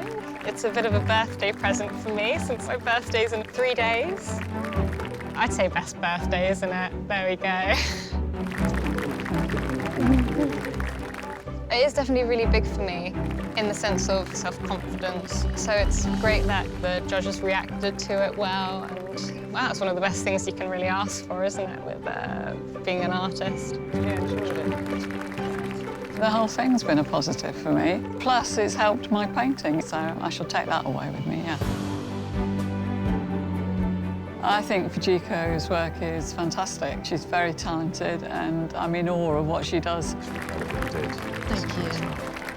I'm not in the slightest bit surprised that Fuji's won. I think she's a very, very worthy winner, and I shall follow her with admiration and inspiration. I've thoroughly enjoyed it. It's been such fun, and I think everybody should try it. Have you ever been? No, I've not been to Paris. We're really delighted with our winner. Fujiko makes complete sense as an artist. She captures light so beautifully. She knows what she's doing. She's mashing up printmaking techniques with ink drawing and doing it in really interesting ways. It's new, basically. Yeah. What she's doing is new. She's increased the qualities which are traditional, and by doing so has made something much more radical and interesting. You see her confidence growing, and I really have utter faith in her as an artist. It's just really fitting that we've got an artist who's ready to go out and do it properly. I mean, you know, I think her and Venice are going to get on like a house on fire. Venice is very exciting. Haven't been. I've always wanted to go. I am looking forward to seeing all the architecture. I'm feeling very fortunate. It's wonderful.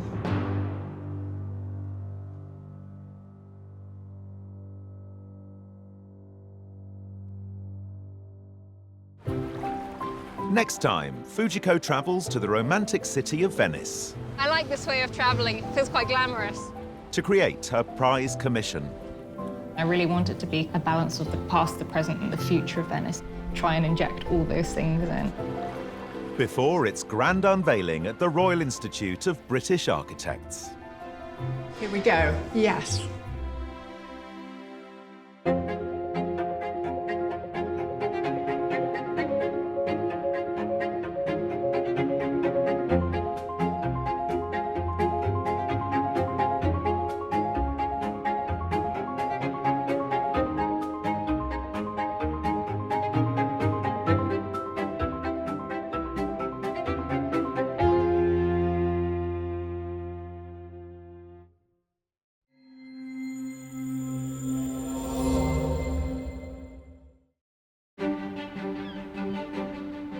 Welcome, ahoy and avast from Plymouth, Devon's historic maritime city. For centuries, Plymouth has harboured ocean-going explorers, buccaneers and pirates. Today, it's awash with artists. All swashbucklers hoping to sail off with the prize. Shiver me timbers! It's Sky Art's Landscape Artist of the Year! Throughout this series, we're visiting some of Britain's most enchanting and exciting scenery.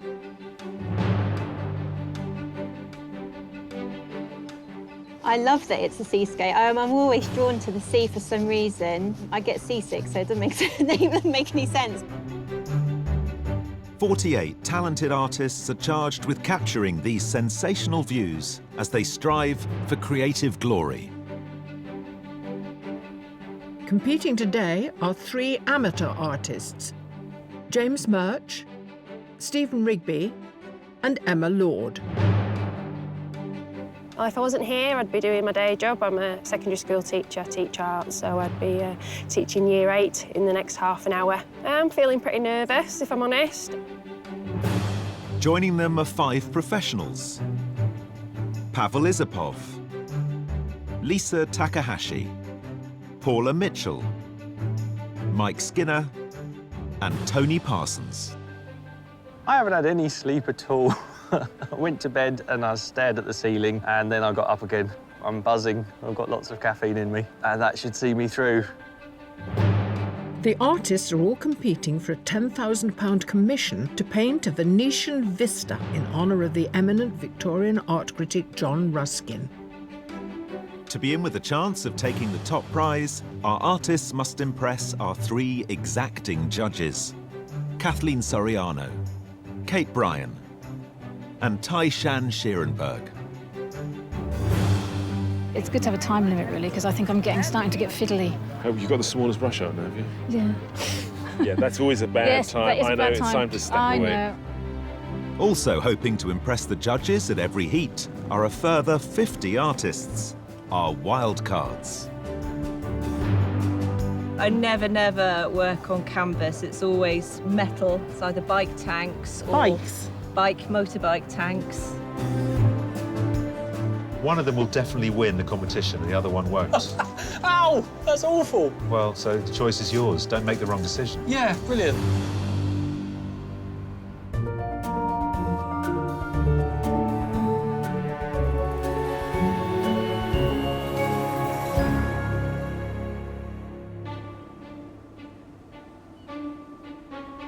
While the 8 artists settle into their pods and each select their composition, the judges review their qualifying online submissions. Well, judges, here we are, by the sea. This is someone who loves water. Yeah, I think there's a sort of rich, old-fashioned, green and pleasant England to it. And I think it lives off the water and the reflection on the water and the way that bit of blue just pops as it sort of echoes the sky. This is a rather ferocious picture, isn't it? I think what I really like about it is the sky immediately makes me think of someone like Turner, and then you see that what's leading you to the sky are these really brutal electricity pylons. The whole thing is done by an artist who's fascinated in car tracks in the snow, and they've done it in a very naive but believable way. You just wonder, with this scene of emptiness, what actually has gone on? They've got a great compositional eye. I love that combination of the contemporary on the cliff above the building and the historic down below. It's like that mashing up of the 2 worlds that we see so much in English seasides.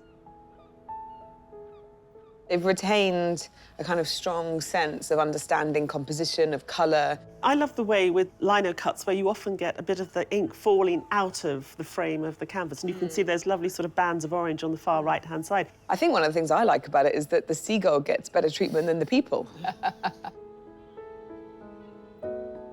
It seems that the whole landscape has been made out of accidents, in a sense, the way the paint runs, the way it pools, which is very beautiful. I'm thinking, how would the artists deal with a landscape like today to make certain decisions, and can they work with accidents? I love the way in which they've dealt with the rain in this foreground. You can just sense the wetness of the city and the twilight sort of coming down, these little pops of red with their brake lights of the cars observed so well. A third of the painting is taken up with this sand-strewn path that we're standing on, and this beautiful pile of clothes in the corner on the right, you know, is reminiscent of early French painting. And so it's got a lot of art historical knowledge in it, but above all, very well painted. We've got a variety of weathers in all these submissions. It remains to be seen what they make of today's weather. Artists, we hope this view floats your boat because the challenge is about to begin. You have 4 hours to complete your artwork, and your time starts now.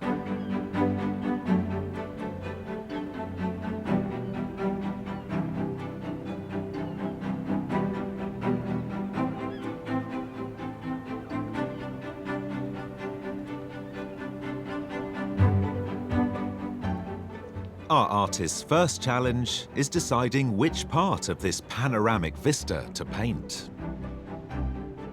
Looking out across Plymouth Sound, the prominent landmark is Drake's Island, as well as a constant fleet of vessels, from the smallest of pleasure craft to colossal cargo ships. So what we've given our artists today is part of a long British art tradition, you know, the seascape or marine painting. You've got a fantastic foreground, middle ground and distance with the little island. You've got a wonderful sea that's really calm at the moment, but has a lot of intricacies and complexity to the surface of it. And if they're not interested in the sea, they've only got to look over to the right-hand side and you've got that lovely little harbour. So we've given our artists a quintessential British scene in quintessentially British weather. First impressions are, it's deceptively tricky. Obviously, it's a limited colour palette at the moment, but obviously if the weather changes, then the colour palette will change. It's still nice, even though it's not great weather. I think I'll make something of it. The view I'm really happy with. It's quite a nice kind of letterbox shape. As the rain is starting to clear, it's looking really interesting.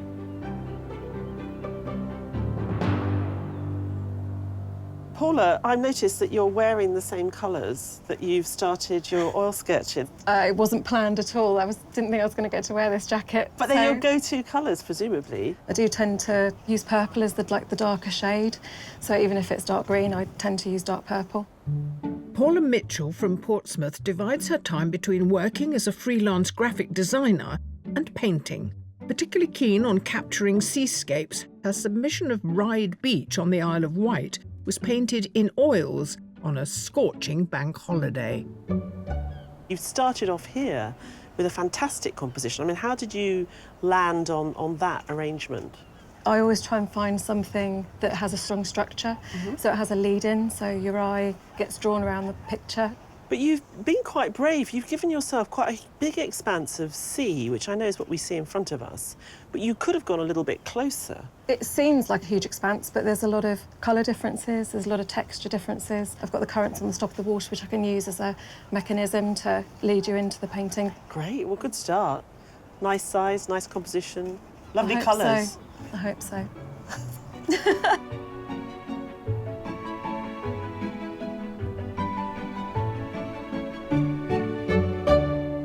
So you don't make any sketches, you're straight in there with the paintbrushes? I do a rough block in, trying to find a pattern of light and dark, which is quite difficult because of the weather. But no pencils, no charcoal? Just straight in paint, yeah.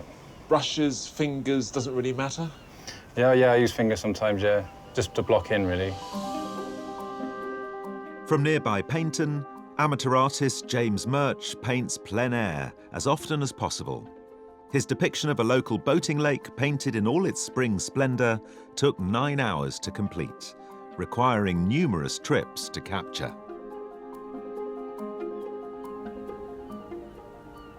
What do you think about this kind of grey seascape we've given you? How would you feel if my first choice? What about if the sun came out? Better or worse? If it stays more or less like this, I'll be okay, I think. But sometimes the sun coming out can give you just what you need to kind of put a bit of interest in there. Talk us through why. Does it make a painting more punchy if there's more light and shade? Because in your submission, the greens are very varied and your paint actually gets very, very thick. This is what happens. The colour gets stronger and the paint gets thicker. Is this what we're looking forward to? Well, yeah, I try and focus a lot on colour, and I suppose naturally you do get more of an impasto effect. Well, it's early days, but you've got lots of nice greys on there, James. Let's see what happens.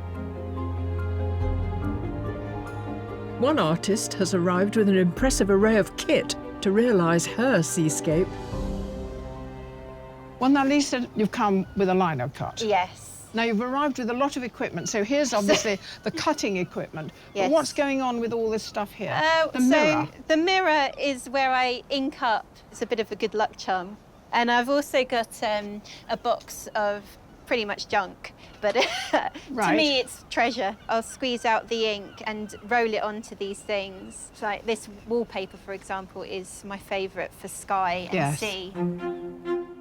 Lisa Takahashi made it to the semi-final of Landscape Artist of the Year 2018 as a winning wildcard with her oil painting of Broadstairs in Kent. This year's submission is a view of Padstow Harbour made by lino cut, a technique she'll also be using today. The first process is cutting the lino. Yes. How are you going to do that here? Yes, so basically with lino cut, I start by carving the palest colour and then I will print that layer. So that printing will start quite early on and then I carve away even more and then print colour. Most of the day will be spent carving here and every now and then I'll whip over here and ink up and print.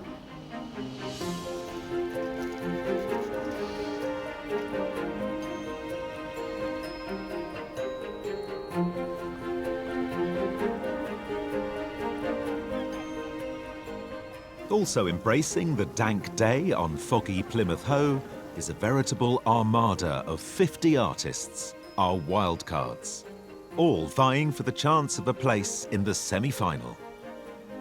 Their view today is the eye-catching lighthouse, Smeaton's Tower. It's a bit of a disaster, isn't it? I'm trying to balance act here. Important bits. That's a completed picture. I'm just going to put a grey mess on it and that'll be finished.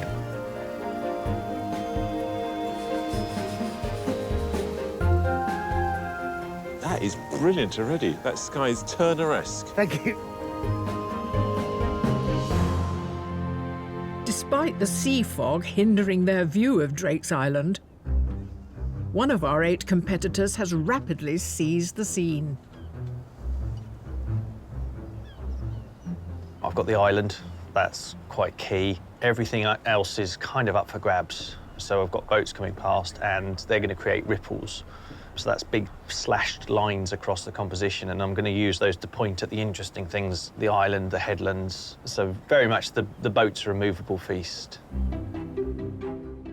A professional artist based in Brighton, Tony Parsons' favourite subjects to paint are the city's Victoriana, including this lift on a local beach, which took him just 90 minutes to complete. You look like you've almost finished and we're less than an hour in. I have bought 2 canvases. Oh, okay. I thought maybe you double booked yourself. No, the idea is to go fast and have expressive strokes. Once I've made all the decisions, put as much as I need to say what I want to say and no more. I really hate overworking a painting. So you go to speed and then you bring in a second one to stop you overworking? It's speed and chaos, yeah, and then try and chip happiness out of the chaos. 1 hour into the challenge, and as varied as the views today, so too are the artists' interpretations.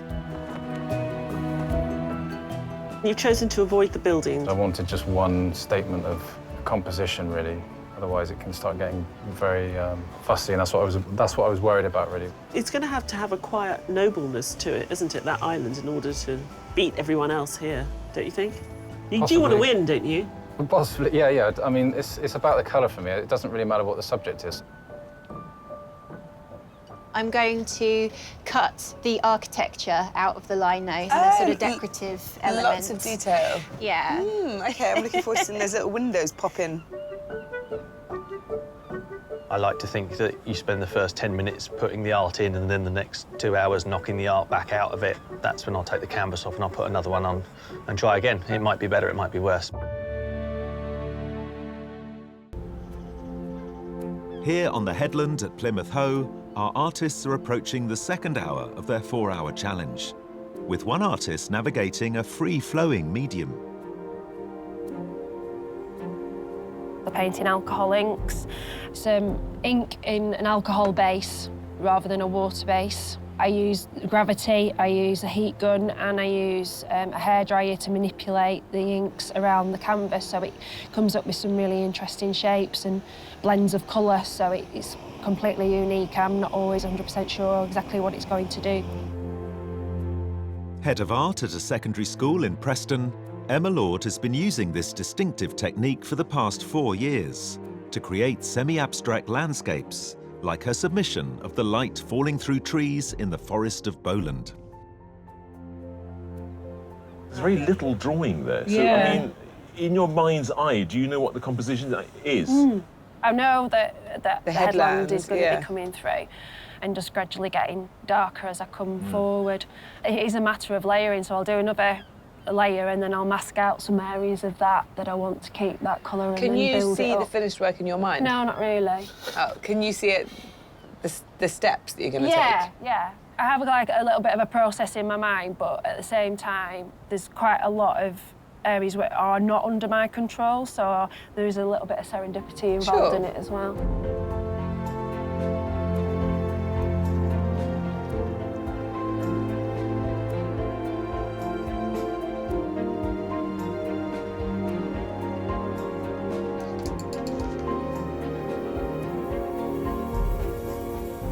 Steve, you're quite far along.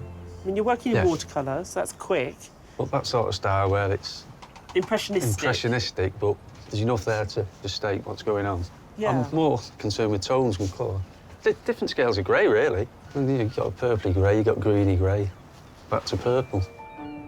Watercolourist Stephen Rigby from Merseyside works all over the country as a water treatment engineer. But his submission of Liverpool's Liver building in his favourite muted palette is a subject he regularly returns to. Tell me about this pooling here at the bottom. This sort of very almost like symbolist rising smokiness from it. Do you think that will stay, or will you sort of move a lot of that away over the course of the day? I've seen a couple of figures before. Swimming? In canoes. Oh, canoe. And I'll use them to bring the eye round. There's the danger, isn't there, that it can flip into being a bit too kitschy. Yeah. Sometimes, how do you keep it back? So it's not knowing when to start, it's knowing when to stop. But at the moment, it's telling you to keep on going. Yeah? Oh, yeah. Great. Yeah, it's a long way to go yet.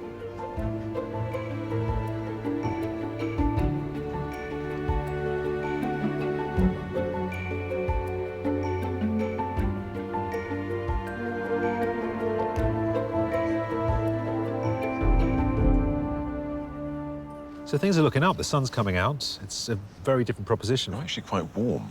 This morning I was freezing. There was nothing to paint. The sky and the sea were one, and I couldn't see either of the headlands there, and I could just about discern that that was an island or some lump of grey in the middle. So, yeah, it's looking good. It's looking much better for our artists, and there's a lot to paint. I know one artist has used the opportunity of a rather large boat came across and sort of splitting it in the water and creating sort of current. They've got to be careful with boats, though, because your tweometer goes off the scale very easily. It does, indeedy, yeah. I haven't seen any twee boats, though. OK, good. That sea's incredibly flat. It's tough to paint, no? You're the artist. What would you do if you were painting that? Well, look, it's about creating an interesting composition. Here, the colours are starting to pop out. The headland's a beautiful colour. The island is beautiful structures, the trees and the buildings on it. So there's a lot to work with. And, you know, painting's about using contrast. So with all this detail, you know, you need a bit of flat sea to work against it. I'm very difficult to please. I'd be happy painting this empty space here. It's so flat that it's going to be very hard to stop Joan going jet skiing later. I want to see that. Meanwhile, keeping watch at the lighthouse are our 50 wildcards. You've decided to paint it when it was quite overcast. The sun's come out. Will you change the sky? If you change the sky, it affects the light and the way that it hits everything, so then I'd kind of have to redo the light on everything. So I might try and stick to the moodier landscape, which is what I prefer really anyway. Good luck. Thank you so much. You've got all the sort of the natural forms in, haven't you, with the island and the cliff in the background? Yep. Nice use of that in the foreground as well. But you've also put some boats in. Were they actually there? I promise you they were. OK. There's one there now, look. Oh, yeah, you're right. So, Richard, we brought you up to the top of this bluff. Yes. Overlooking the sea, Yes. the bay, the lighthouse, and the gloriousness of the English coastline. Indeed. You're painting a road in the opposite direction. To be accurate, it's the car park. Can I ask you why? Well, because the only thing I could see this morning, because the mist was everywhere. There's some interesting things there, but there are lovely puddles And the reflections were great this morning, so I just thought... Do you use the expression lovely puddles? I like lovely puddles. OK, fair enough, fair enough. This is this island here, can you see?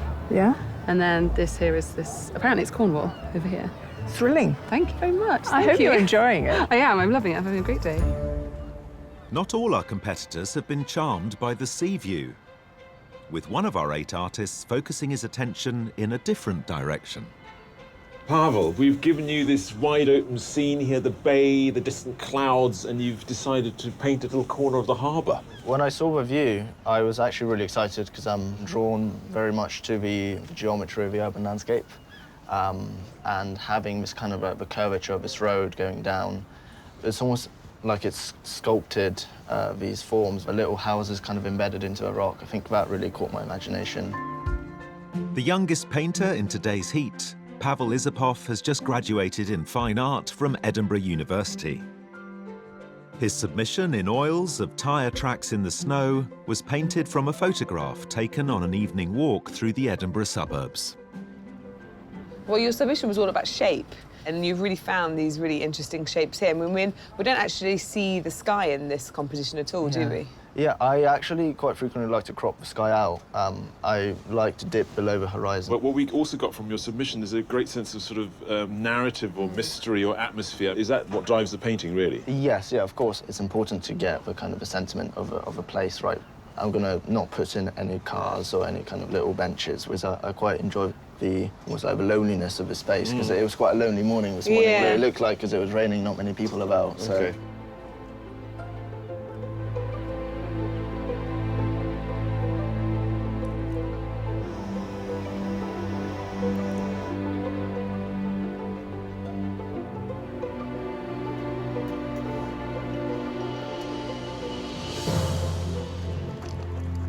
My work is slightly dystopian. I'm trying to sort of get underneath the landscape in a way, to the bone structure, and describe it in a modern way. Hopefully that works. Mike Skinner from Stroud switched from being a professional commercial artist to one who could choose what he wanted to paint: industrial landscapes. His submission of Rainham Marshes in Essex was completed in his signature mix of acrylics, biro, and permanent marker. You're really not afraid of different mediums? Not at all. So what have you put down so far today? We've got paint on the board, pencil. Coloured pencil, biro. What would you say the focal point here is? I think once this bay has some energy, everything will spin off that. Tell me what you mean. I want to sort of describe the energy today as it's kind of changing and moving. So would that be through colour? Will it be through sort of dramatic movement, or...? It's through dramatic movement. Yeah. And how is it experimenting outdoors like this? Are you normally outdoors? I'm quite a fair weather kind of guy. Right. Today's been quite challenging. You can tell my voice has gone. We're going to have to toughen you up. I know. We need a bit more outdoor painting, I think. Our artists are nearly halfway through their challenge, with crucial equipment failing under pressure. Maybe it's the stress of the day, but I've been sort of furiously burnishing my print, and as a result, the bamboo leaf is now fraying. So I'm now having to use Plan B, which is the metal spoon. And there are concerns about artistic decisions already made. Maybe I've tried to include too much. It's really tricky. If I can get an essence of the day, even if maybe some things are not a little off, I'd be happy with that.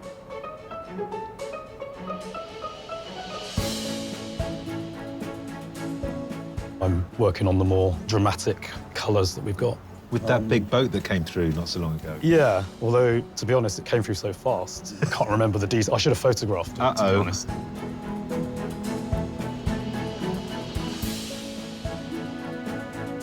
I've put another canvas on the easel. I feel a bit like the kid in an exam that's finished an hour or two before everyone else.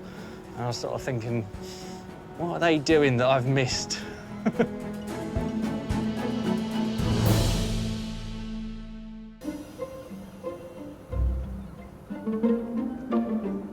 Our 8 artists are 2 hours into their 4-hour challenge to capture the picturesque West Country coastline.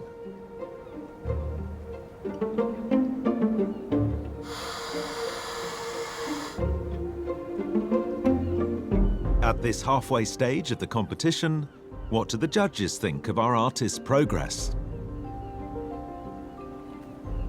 So we're at the seaside, and often when you're by the sea, you contend with a lot of different weather. It makes it interesting for them, doesn't it? It does. It makes it difficult too, though, because they start off with this misty, mysterious place, and as the day's gone on, it sort of revealed itself to them. James's submission suggested that this would be an ideal landscape for him.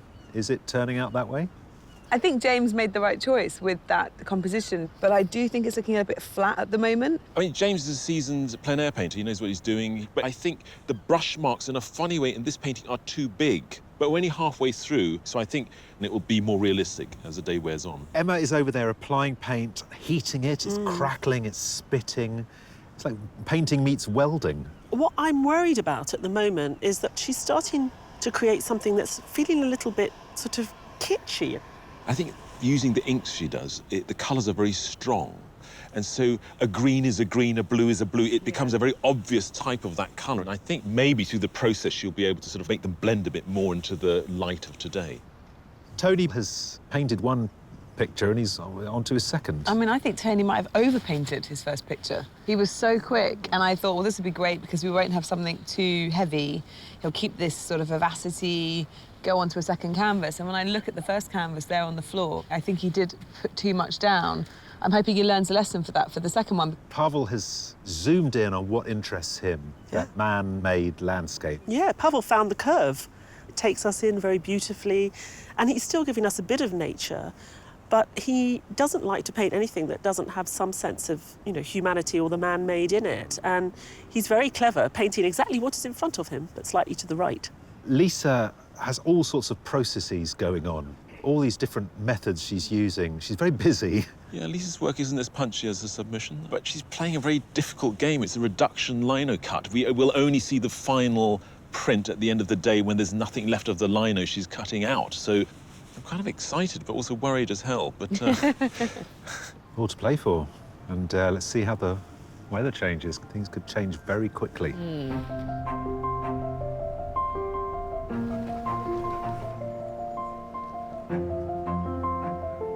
I've been panicking quite a lot. I've just noticed that I should have inked up some of the windows black. And the thing is with this printmaking, you don't know how it's going to be until the very last pull. And so, you know, I'm sort of in the dark a little bit about whether it's going to be a good print or a bad print.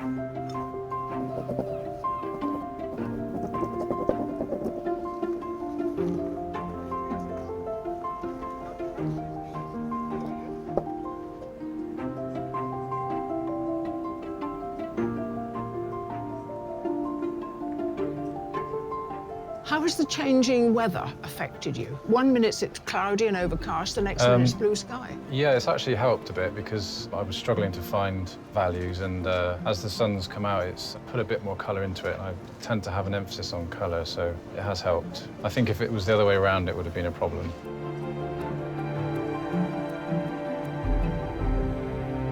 Pavel, you like to take what reality has given you. Yeah. And you like to put it through your own imagination, your own filter. Oh, absolutely. I anticipated the changing light, so I decided to go for an experimental colour palette, which will give me room to manoeuvre if the sun came out all of a sudden. Yeah. I'm really trying to capture the stillness of this road, very serene nature of it.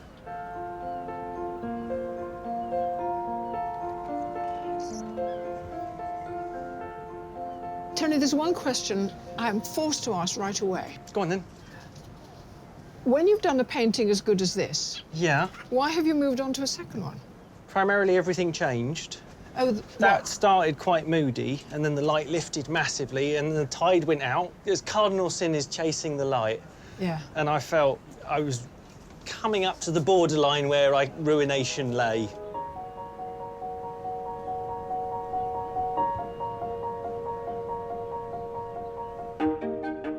The view our artists are painting today features Plymouth's historic Drake's Island. In the late 19th century, Drake's Island was part of a huge military construction project whose ruins still haunt the island today. It was 1860 and a time of great instability on mainland Europe, with a resurgent French navy threatening British waters. To combat this, a series of forts named Palmerston Forts after the then Prime Minister was built along the south coast and specially constructed to house a new generation of armaments. You went from having wooden ships made with pitch and tar, which you could attack with cannonballs that had been heated to partially set them on fire. They now became ironclad. Artillery technology was moving on as well, so you had bigger, more powerful guns. The new defences consisted of concrete gun ports called casemates, wrapped around the south of the island. The Palmerston Forts were the largest and most expensive construction project of 19th century Britain, but the guns here were never tested. As the century drew to a close, a devastating new form of land warfare loomed on the horizon, with the Palmerston Forts eventually renamed Palmerston's Follies.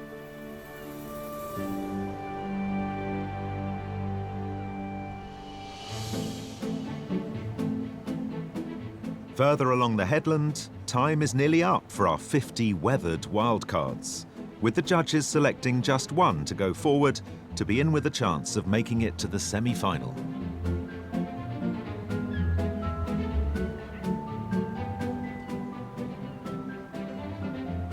It's been a good day. Funnily enough, being by the seaside, I think this happens quite a lot. When it gets sunny, the cliches of the seaside start popping up in the paintings, and really good paintings sort of tip. There's been so much potential here. I really like the lady who made most of the picture, her umbrella. Yeah. There's a young woman who's painted the lighthouse from early this morning, and it's grubby and it's gloomy and it's sort of got a strange narrative. Yeah, and it's the banks of colour are sort of really abstract in a way, but they belie the level of complexity of the greens in there, for example. I really like that one. Yeah.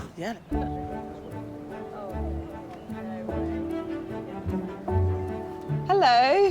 Hello. You're our wildcard winner.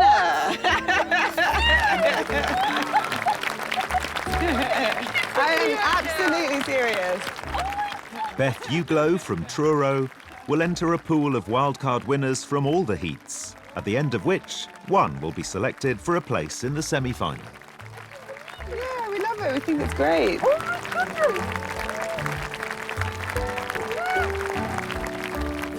The lady sat next to me said she's coming this way, and I was like, no, no, no. Oh, just shock, absolute shock. I feel amazing. I feel completely blown away. I'm just gonna go home and try and wrap my head around what's just happened, I think. But for our artists looking out over Drake's Island, it's all about those final artistic flurries as the competition reaches its concluding hour. With the pressure on, reassurance from a loved one is sought. What do you think? I might put boat in. Yeah. They always go on about how twee boats are, and I don't so I don't know whether to or not. Twee is fine. I used to have a little cottage behind that headland. There's two little fishing villages that you can't see. Let's pop it in. There you go. Oh, my cottage. Joan was here. I really kind of want to keep that ethereal, grey qualities of the landscape. And yeah, I actually am enjoying the atmospherics today.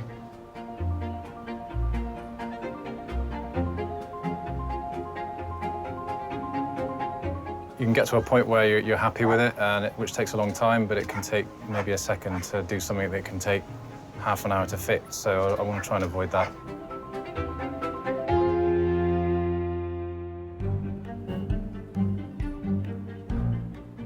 Here on Plymouth Hoe, our 8 artists have just minutes left to complete their marine masterpieces. But for one artist, it's decision time, and one they're not making alone. What do you reckon, gang? Which one? Come on. Artists, you have 5 minutes left.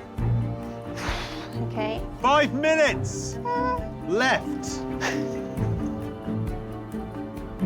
I'm beginning to fiddle, so I'm actually quite pleased there's 5 minutes left.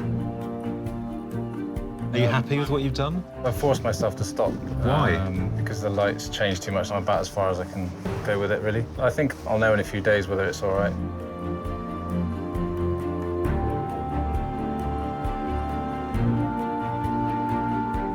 like I've been looking at it too long now. Packing up now. Well, yeah. You've got somewhere to be. I'm teaching tomorrow. Oh, are you? So we tell Yeah. the judges to get on with it? Yeah, that'd Fair be enough. nice.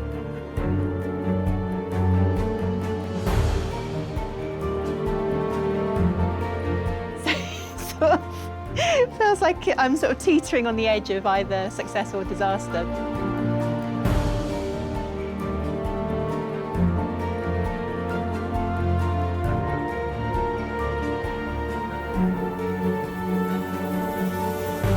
Artists, your time is up. Please put down your utensils and stand away from your work.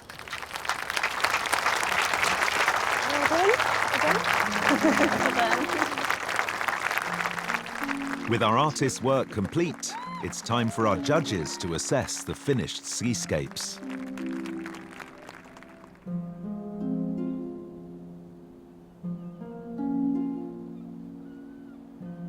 I was very concerned that James would overwork this, but I mean, you still even see the raw canvas coming through in the sky that was there this morning. I think the cool tones of the water in the sky against these kind of very warm earth patches of paint, almost sort of shiny and luscious, all hangs together very nicely.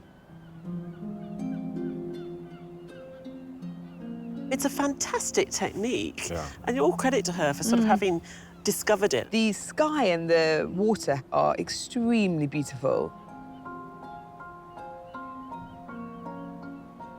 I love the land in Tony's piece. I love definitely the dark blue receding land. I don't love the tiny little details in the foreground of the water. This is the second of his too. I think he took a public vote, asked everyone to decide which one he should put forward. I find this scene incredibly moving. Pavel has absolutely captured that atmosphere that he was trying to capture this morning about the sort of the desolate corner of some forgotten harbour. She's used a really charming shorthand, particularly there with all the detail on the promenade. We really do feel like we're headed far out to sea with those clouds. What I really like about Mike's work is this sort of bird's eye view that we have, and this wonderful sort of vignette here, and this thrusting frigate, or whatever it is, coming into view on the left-hand side. I really like Paula's sense of composition. The sky's fantastic. I think the headland and the island are beautifully done. The water, I have a problem with. I can see she was trying to do something with the dynamics of the currents, but it looks like it's not a flat surface here. It looks like it's folded. I love the little attention to detail. There's a tiny little set of stairs there, which are absolutely adorable. It's really convincing in its sort of sense of depth and scale.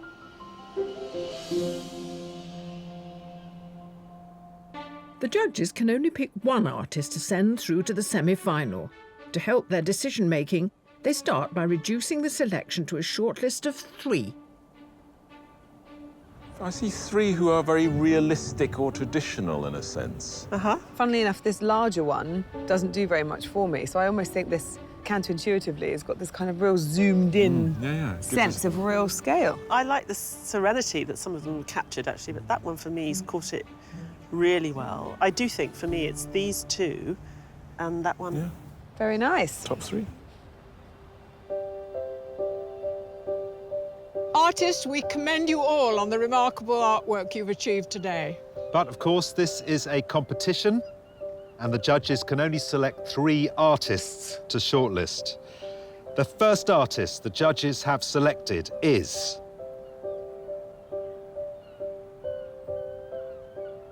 James Murch.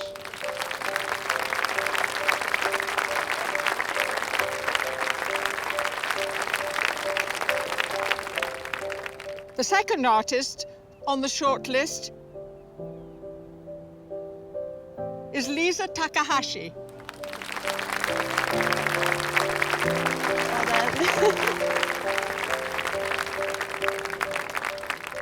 The third artist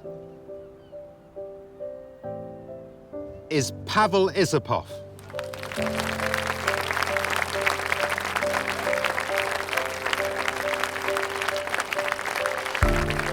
Our commiserations to the rest of you, but your talent and enthusiasm has kept us enthralled all day, so thank you very much for coming.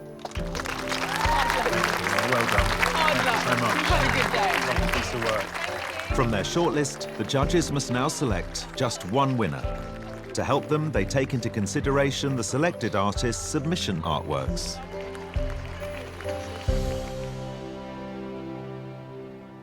What variety you've given us in your shortlist today. You'd be hard-pressed to recognise that James and Pavel have painted the same place. And Lisa's work is in a completely different medium. It'd be a great exhibition, wouldn't it? Yeah. So how do you come to this list? They've all found their own little corners or excerpts of the view that we had and given us a real sense of the bit of Plymouth Hoe that they experienced today. James, in his submission, gave us a lot of green with a bit of water. Today we've got a lot of water with a bit of green. He's very consistent, and, you know, the brush marks are put down in a very similar way. And, you know, and he's kind of getting away with murder with those big dashes of blue to delineate this blue sky that we had. I mean, it's convincing, although it's, you know, really quick. What we have a lot of today is sky. Pavel has avoided that. Pavel chose to concentrate in a corner of a busy port town, and when he looked down this morning, there was nothing going on. And I like the fact that he grasped that as something poignant and worth painting. And he's kept it with his signature style, you know, with that wonderful curve. He was looking for that shape right from the very start, and he found it naturally in the landscape. Lisa gave us this very brightly coloured Padstow scene. Today, she's altered her style. I thought what she did with the houses is really sweet, and it's got a charm that's certainly there in the submission. But here, you know, I see a sense of her, but I just see her showing us that she's got a lot of range, and that's really encouraging. Well, you've got 3 styles of painting, processes and outcomes, so deciding will be a real problem. It's a lovely problem we like having as judges, really.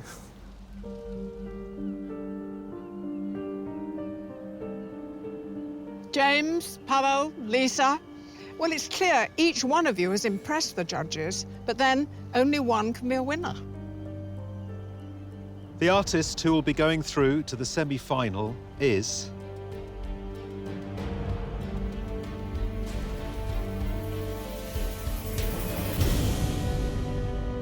James Murch.